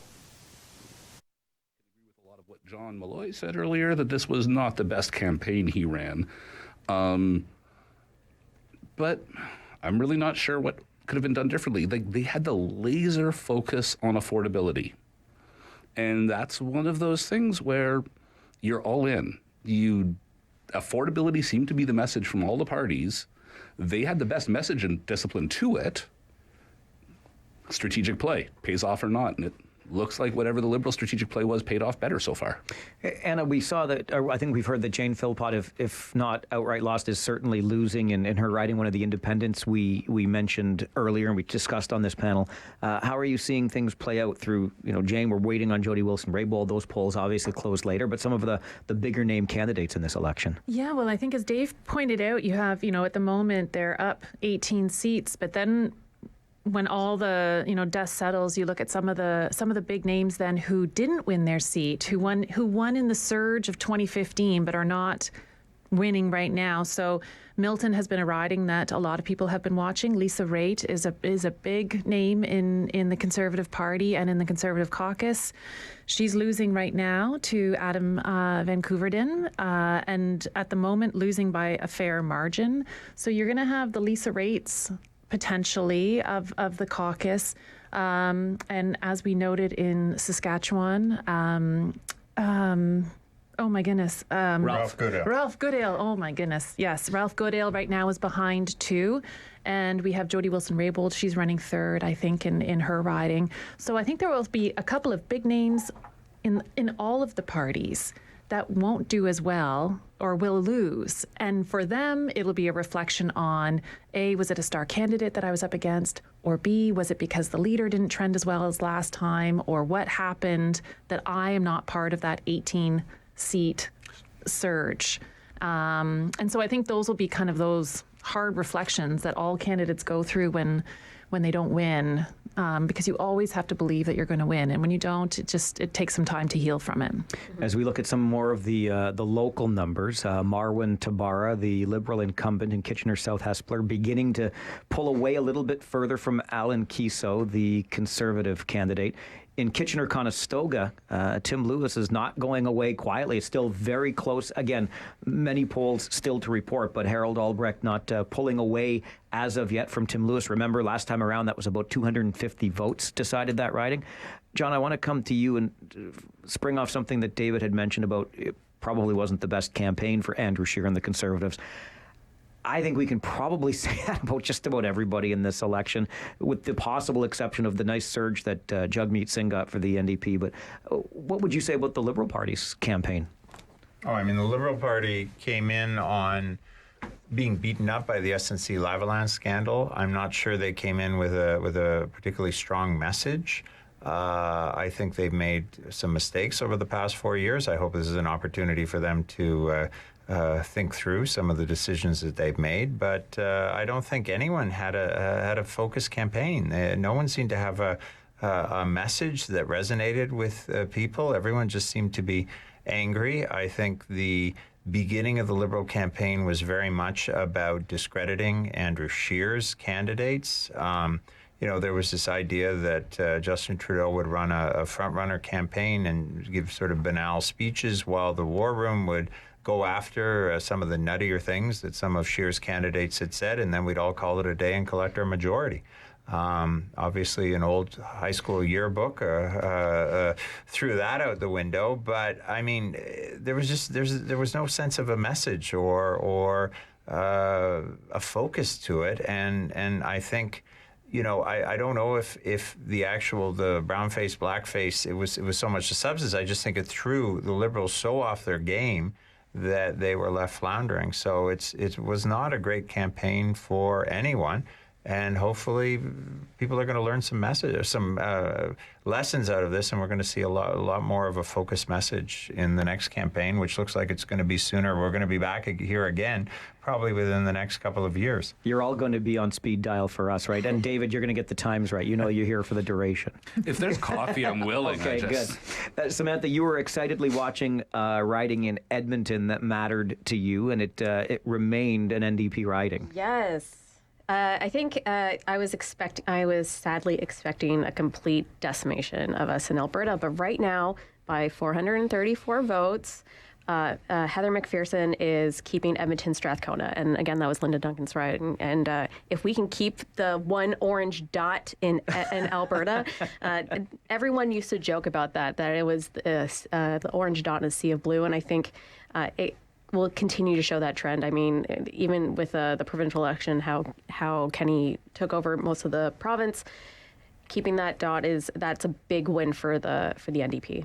All right, Maxime Bernier, so much for the People's Party. He has lost in his riding. Justin Trudeau re-elected in his riding. Closer to home as we send you to the 570 News Center for an update and get you reports from each of our reporters who are stationed around ridings in this region. We've got 3 declarations. Brian May returns as the Liberal MP for Cambridge. Bardish Chagger returns as the Liberal MP for Waterloo. And Raj Saini, most recently declared in Kitchener Centre, he returns as the Liberal MP there. We'll get you the update from Aaron Anderson in the 570 News Center in just a moment. In studio on our panel with Samantha Esta, who's a local political commentator who specializes in NDP policy. David Drew, a one-time Conservative policy advisor to MP Harold Albrecht, who continues to hold about a 300-vote lead over Tim Lewis in Kitchener-Conestoga.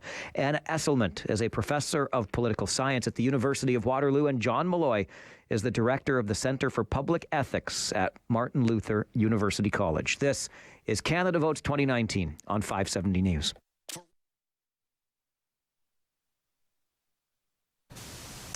And welcome back to the local results here at the Rogers TV studio. Dan Polishchuk alongside an Andy Carroll-Woolery. And as you just heard, 3 victors named across Waterloo region. Bardish Chagger in Waterloo, the Liberal incumbent. Raj Saini, the incumbent in Kitchener Centre. And Brian May, the incumbent in Cambridge. Still looking at that Kitchener-Conestoga and Kitchener-South Hespeler races, 2 very close ones to say the least. Although we currently have Marvin Tabera as well as Harold Albrecht respectively in the leads in Kitchener-South Hespeler in Kitchener-Conestoga.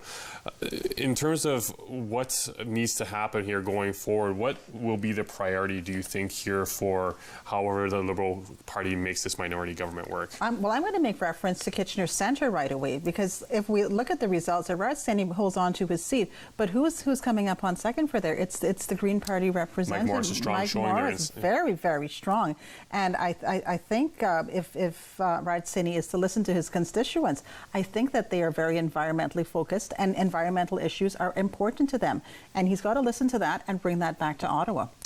Obviously, in terms of balancing the budget, that was always a point of the Conservative Party throughout this. The only party really to say they were planning to balance the budget within 5 years, whereas the Liberals and the Green Party as well looking to continue spending on those kind of green measures to address the climate crisis, as was put a number of times too. Obviously, the focus on climate played a factor in a number of folks in Waterloo region supporting Mike Morris in his run here for the Kitchener Centre. But how do they strike a balance there to maybe work with what the Green Party has in their platform, the NDP, and the Liberals to find that happy medium in a sense? Well, I'm not an expert really on climate change myself, but I think if I were in that position, if I were representative, I would want to hear all points of view. So I would definitely have to take a science-based approach. It's not about fear-mongering. I think the science and the data does support that our Earth is changing and that we are undergoing a climate change event. So based on scientific data, we'd have to talk to scientists, and as well, I think one thing I would want to explore would be renewable energies. If we can rely less on fossil fuels, and in Canada we have a great tech environment, and we can develop and we can rely more on alternative energies, and maybe not. When I say rely more, not rely more and have more usage. I think first of all we have to be very aware of what our current usage is and don't use more than we have to. But definitely rely less on fossil fuels and look at alternative energies and new technologies. And if Harold Albrecht is re-elected and holds on in Kitchener-Conestoga, you mentioned he should get some kudos as well for being very engaged in his local community and kind of extending those bridges, if you will, across various communities in the area too. I have to but how do you see him working with local representatives as well in Ottawa? I think he's someone as well who he looks after his riding, he looks after his constituents, and that's kind of hard if it's not your party that's in power. But he will have to find ways to do that. And what are the issues in his constituency? I know that it's a lot of maybe we're talking too soon. Yeah, we are 385 polls, pulling away just a little bit. It was a little closer a short while ago, but again pulling away just a little bit. The incumbent Harold Albrecht. Yeah, he would have to talk to his constituents and see what. Now down in that area, I know there's a lot of new housing, and I know people are looking at affordable housing. So I think he would have to be on top of that. And then Marwin Tabera again, Alan Kiso, really the main challenger there, the Conservative Party candidate in Kitchener South Hespeler, that's a newer riding there. What has made this a closer one to watch with Mr. Tabera, the incumbent Liberal incumbent there, being challenged by Mr. Kiso? This is a whole new, I keep calling it a whole new riding, but it's a whole new riding from 2015. And again, this is a growing neighborhood. This is why they had to form this new riding. And he would have to, I think in that new housing means families. So what's going to be important there is education, childcare, cost of living. And those are the issues that he has to stay plugged into. Mm-hmm. I think we're just about ready to go back to the 570 News studio and Mike Farwell. So we'll throw it back to them over there as Mike is joined by a panel of political commentators to get their latest thoughts and on these results that continue to come in. We're still waiting on some official declarations, but we do have a number. Again, Raj Saini in Kitchener Centre, the winner there. Bardish Chagger, Brian May, a lot of Liberal red here in Waterloo region.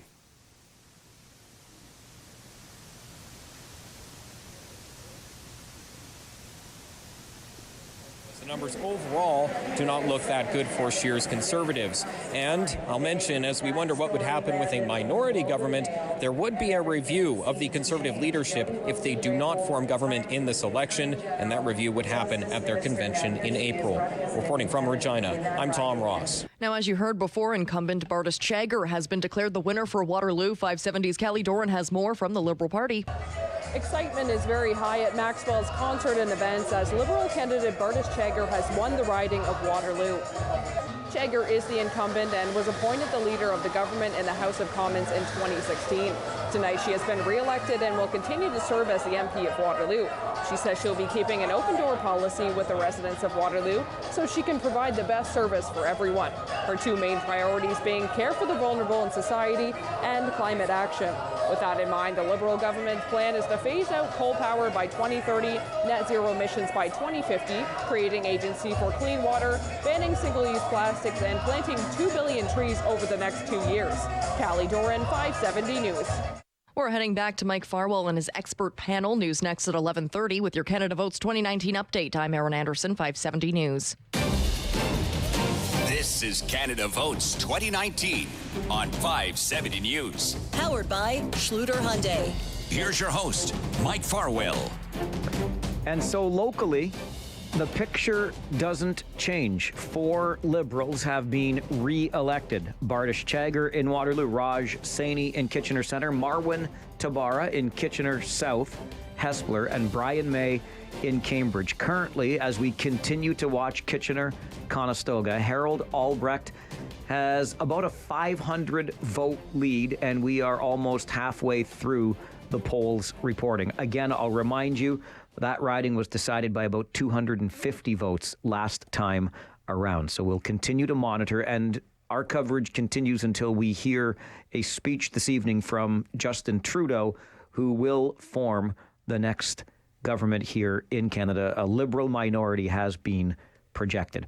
We're in studio with John Malloy, the director of the Centre for Public Ethics and an assistant professor of public ethics at Martin Luther University College, Anna Esselman, a professor of political science at the University of Waterloo, Samantha Estoesta, who's a local political commentator who specializes in NDP policy, and David Drew, who is a one-time Conservative policy advisor to MP Harold Albrecht. Also, we are reaching out to the local candidates who have been declared winners tonight, and we will bring them onto the show with us as soon as we are able. Anna, you said something just before we came back into the panel here, and it got me thinking about the tone that we might be hearing when the speeches are delivered. We'll get a concession of some sort from Andrew Scheer, a victory speech from Justin Trudeau, and John touched on it before too.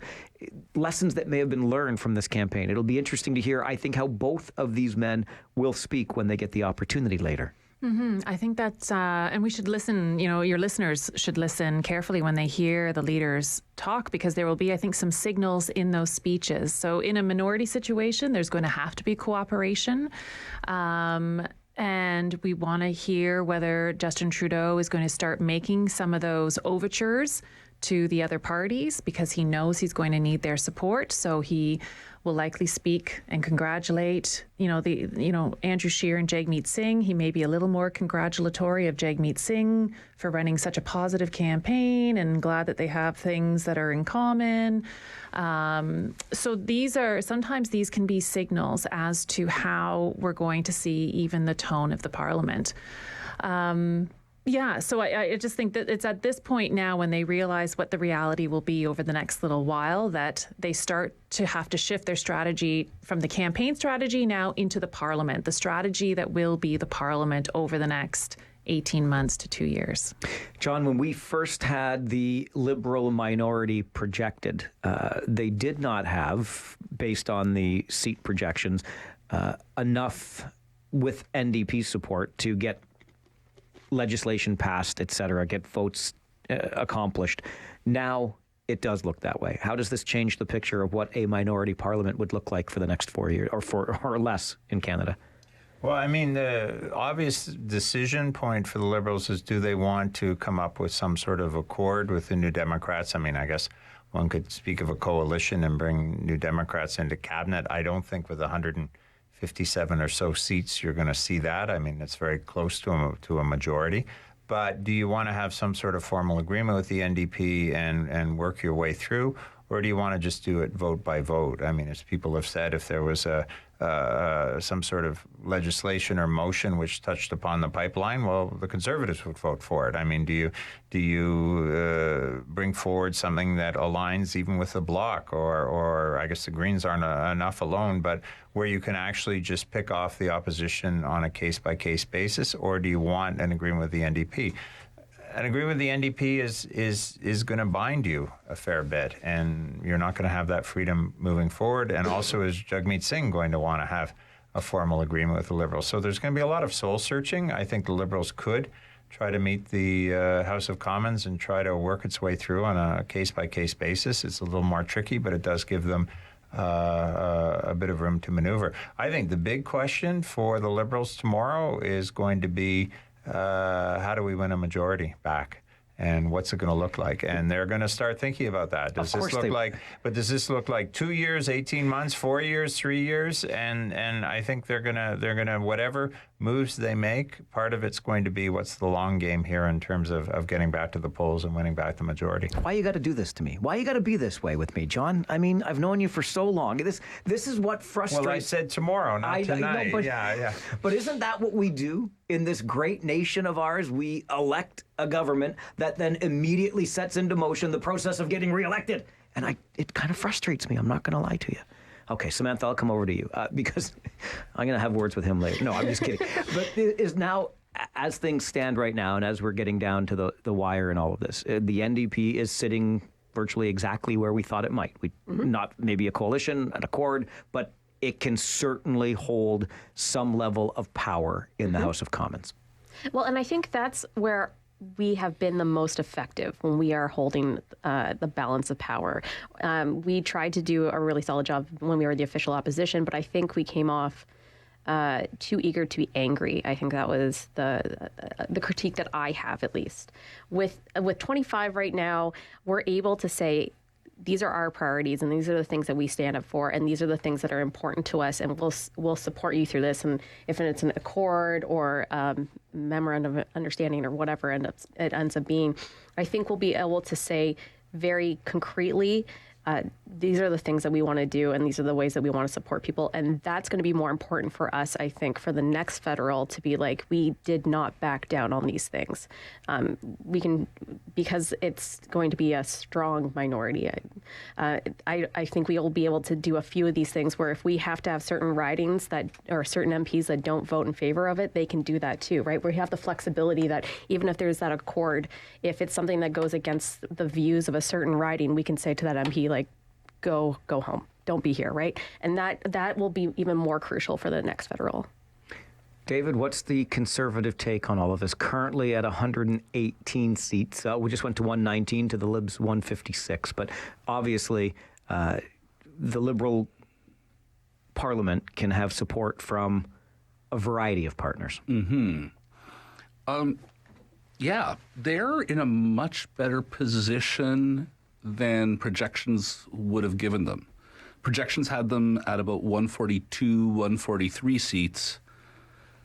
This 13-seat difference is huge. It really opens a whole lot more maneuverability for them to go forward. And in terms of what John said about, they're going to be plotting their re-election the next day. Yes, they are. Of course every government, every caucus does. The Conservatives are going to be planning on doing better next time. The NDP are going to be gathering lessons well. I guess the question is, what lessons do you learn from this? And, it could be like 1972, where the Liberals got their wake-up call and roared back in 74. It could be like 2004, where this was the beginning of a slide down. We don't know what the trend line is yet. Yeah, and credit where it's due. Anna, you mentioned this earlier tonight, but you brought it to bear on Friday when we first talked, and this is almost identical. I mean, history in some small measure is repeating itself here under the Trudeau name. Yeah, no, absolutely. I think, in this case, Pierre Trudeau has done far better than his father, because I think it was only a 2-seat advantage for the Liberals under PET. And this is obviously a much stronger position to be in. But here we are in a minority. So it does make you think about the next election. I actually edited a book called Permanent Campaigning in Canada, which speaks exactly to the fact that we are in permanent campaigns all the time. And in fact, we bring it even into governing, and we act like we're in a campaign even while they're in government. The same kind of strategies and tactics are often in play, and it'll be even more intense in minority situations because, again, you never know. You never know when you might actually be thrown back onto the streets to the judgment of Canadians. So people will be on their toes. I think it was in 2012. I was doing my second thesis for my undergrad, and I calculated the amount of wasted minutes in question period that were done using bullying tactics to see how long it would take us to pay off the deficit just by eliminating that. And I would love to see a comparison of that, because 2012 was a really interesting year. Even the speaker was going quite extensively saying, like, this is beyond the pale. I think it will continue on. I can see the nastiness that has we've been given almost free rein from the United States to kind of go on this new personal level, and I hope not, but I think it's going to continue into this parliament, and I'm a little sad, because I think so much of the world looks to Canada to have this politeness that we're known for, even though I wouldn't say it's necessarily true, but we're known for it.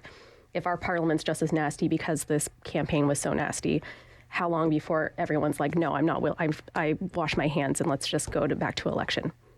Here in the region of Waterloo, 4 Liberal MPs have been re-elected. They are Bardish Chagger in Waterloo, Raj Saini in Kitchener Centre, Marwin Tabara in Kitchener South Hespeler, and Brian May in Cambridge. We continue to watch closely Kitchener-Conestoga, where incumbent Conservative Harold Albrecht holds a lead of about 700 votes over Liberal challenger Tim Lewis. And we've got just over half of the polls now in. We will continue to watch those numbers, and we'll take a look at the national picture with Brian Burke, who's coming up on our coverage of Canada Votes 2019 on 570 News. 3, 2, 1. And welcome back to the local results at the Rogers TV studio. Dan Polishchuk alongside Andy Carroll-Woolery. Thanks again for joining us all evening long. And as Mr. Falwell just indicated, we are all intently watching that the Kitchener-Conestoga riding with Harold Albrecht in the lead over Tim Lewis momentarily. But again, it's coming much like in 2015, right down to the wire, it seemed like, where it was just under 300 votes that Mr. Albrecht had come out victorious back 4 years ago. Are you surprised by the fact that it's so close yet again there in that riding? No, well, the 2015 had a similar story, and it's just history repeating itself. So we might have to wait for that last vote to be counted.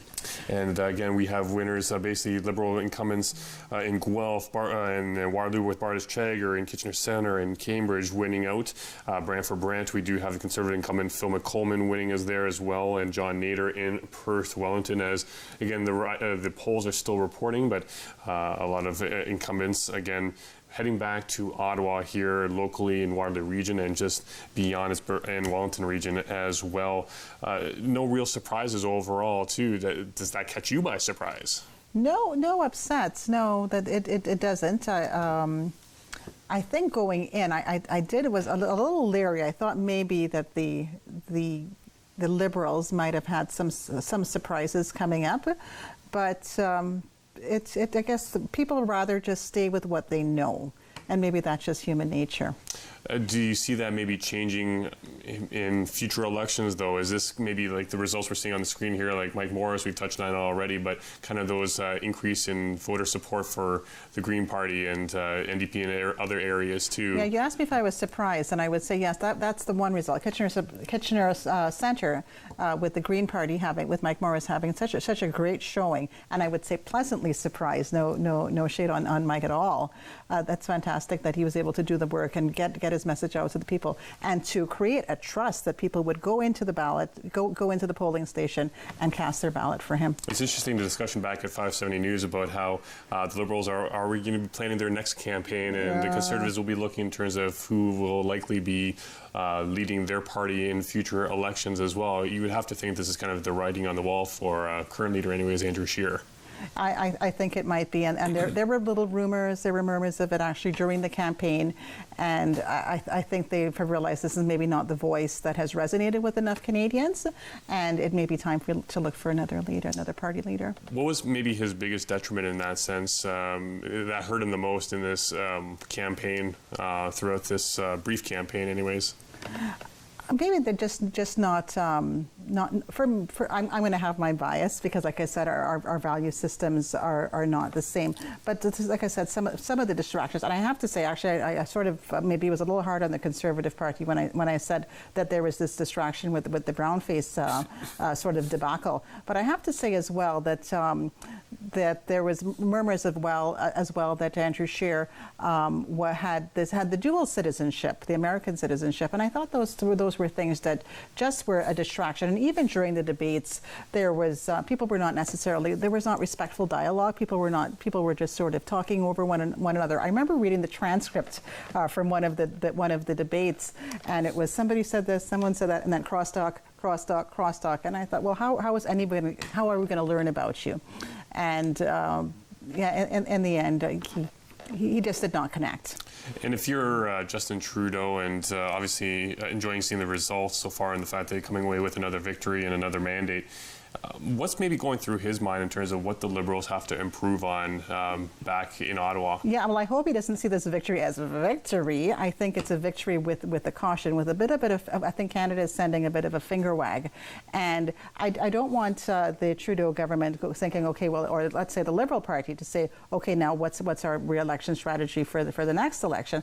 I want to see a working government. And I know that's harder to do with a minority government, but this is a great opportunity because like we said, there's such overlap having to do with pipeline and education and childcare. There's so many shared values, and this is a great opportunity to have a coalition party that can work together. And I will mention this: I, for a short period of time, I actually lived in it. I lived abroad with my father, and this was in Trinidad and Tobago. And for the first time, there was actually a coalition government, and I think that was probably one of the more prosperous periods in Trinidad and Tobago because we had differing cultures and different values, but they realized that they wanted their country to be the best, and they were able to find ways to work together.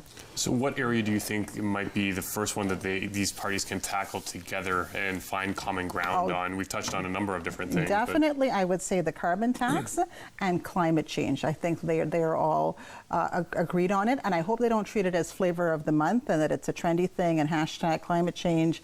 I hope that they do treat this seriously and come up with working solutions. Some good thoughts there as we'll continue with hearing the good thoughts coming from 570 News as well as Mike Farwell is back with political commentators back at the radio station there. We'll be back with you in a few moments' time. A lot of it was about throwing mud at Andrew Scheer, and they got derailed. So I'm hoping, Justin Trudeau had one of the best lines in 2015, which was the Conservatives aren't your enemies, they're your neighbors. And I think that if the Liberals come in with that attitude, that the opposition are not our enemies, they're not the bad guys, we've got to work together, I think a little bit more humble, a little less. I've got all the answers, and the Liberals will do fine over the next few years. Samantha, what do you hope for from this next Parliament? I'm hoping that a lot of those things that were promised to us in the 2015 election, the progressive values that I know that many NDPers voted for the Liberals because they were given this, that those actually come true. And I think a minority government is the best way that those things happen. The last time we had a NDP and a Liberal government working together, 40-hour work weeks, universal health care, things like that. So I'm hoping, and maybe it's my optimism here, but I'm hoping that we get some of those really key things that I think there's some common ground, be it pharmacare, be it childcare, that sort of thing. And I think the Liberals will be a little bit more willing to make those priorities because they do know that balance of power is going to be held by either the NDP, which it looks like, and even if there's some difference, the Greens too would support some of those things. So I think I'm really hopeful that some of those progressive things will come out from the next 4 years if they stay in power for 4 years. Who knows at this point? That race in Kitchener-Conestoga is only getting closer, now down to about 450 votes. Harold Albrecht, the Conservative incumbent, continues to lead Tim Lewis, the Liberal challenger. We've got 120 of 216 polls reporting. Okay, producer Polly, I'm going to need your help on this because you'll bring up the phone for me. We have our reporter, Mark Douglas, in Milton, where Lisa Raitt, a strong Conservative candidate and incumbent, has lost to Olympian Adam Van Koeverden. Mark, thanks for making the time on a busy night. What is the mood where you are? The mood here is just nothing but jubilation, Mike.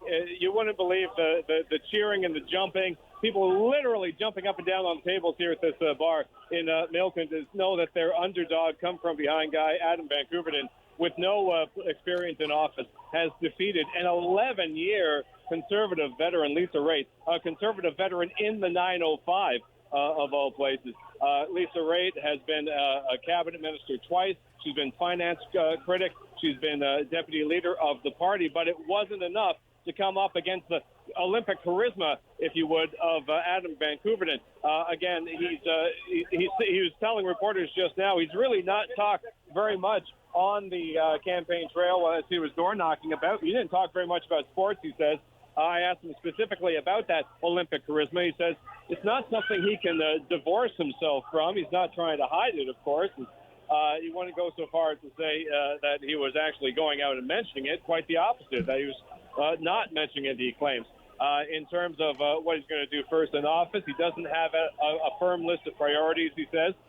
He's going to listen to the people, have some meetings, and decide what Milton needs first when he gets into office. As for Lisa Raitt, tips his hat to Lisa Raitt, saying that he wasn't really running to run against anyone or anything or any ideology. He wasn't running against conservatism. He was running for what he believed in, and he was running for his family and for his neighbors. Still, even right now, shaking hands, meeting reporters, wearing that jean jacket that he wore from door to door. Honestly, it looks a little too young for him. I don't mind admitting, but you can't deny that the charm and that Olympic charisma really paid off for Adam Van Koeverden with a solid win and a very surprising win here in Milton. Is that all we can attribute this victory for Van Koeverden to, Mark? I mean, again, you mentioned the track record of Lisa Raitt, very strong candidate. Is this simply the star appeal of a former Olympian? I think you're going to have to mostly count the star appeal. Now, I asked Van Koeverden how he pulled this off with no political experience, and he sort of got a little miffed about that. He's had no time in office, but he says that he has represented, for example, athletic organizations. He's represented non-governmental organizations, been an advocate for them. He's a small business owner, so he's had some interactions with the government on the small business front. So he says all of that is politics. It all counts as political experience. No time in office, but don't call him inexperienced because he's not buying it. But if you have to speak objectively, I think clearly it was that Olympic charm, and combined possibly with just new demographics in Milton, people who have moved in since Lisa Raitt's last election, who don't know her that well, who really just saw the star and voted that way. Mark, we appreciate your update this evening. Thanks for joining us. Anytime, Mike. We'll talk later. Bye-bye. Mark Douglas, a reporter for 570 News and the Rogers Radio Network, with Adam Van Couverden. David Drew, one-time policy advisor for Conservative MP Harold Albrecht in Kitchener-Conestoga. How much does that surprise you, that Lisa Raitt is out? It really shocks me. Yeah. It really, really does. Now, wasn't in on the Conservative campaign at all this year, so I wouldn't have known if they were pumping resources into the area. But yeah, she is one of those precious few in our caucus who is very capable of speaking to the accessible voters and bringing them into the fold. So her loss is huge, like unbelievably huge. She was just such a reasonable, credible voice. A few years ago, I heard her speaking, and I don't know how many people are aware of this, but her husband is going through a form of Alzheimer's dementia. And this became public just before she was running for the leadership. And she spoke about applying for the Canada Disability Credit. She's got an MBA and a law degree, and she couldn't figure out the forms. And just hearing her talk about, so what must it be like for the people in my riding who don't have an MBA and a law degree, who maybe don't have a college diploma at all, who maybe in some cases English isn't their first language. It's not often you hear a Conservative take on an issue like that. She is one of those ones who could do it so well, so credibly, and she's going to be missed well beyond one seat. Well beyond one seat. We have got reporters across this community tonight. Oh my goodness, look how close it just got in Kitchener-Conestoga. We're down to 200 votes now between Harold Albrecht, the incumbent, and Tim Lewis, the challenger. That's 160 of 216 polls, and it's just getting closer. 4 other Liberals re-elected in the region of Waterloo. All of the details coming up with Aaron Anderson and our team of reporters as we continue with Canada Votes 2019 on 570 News.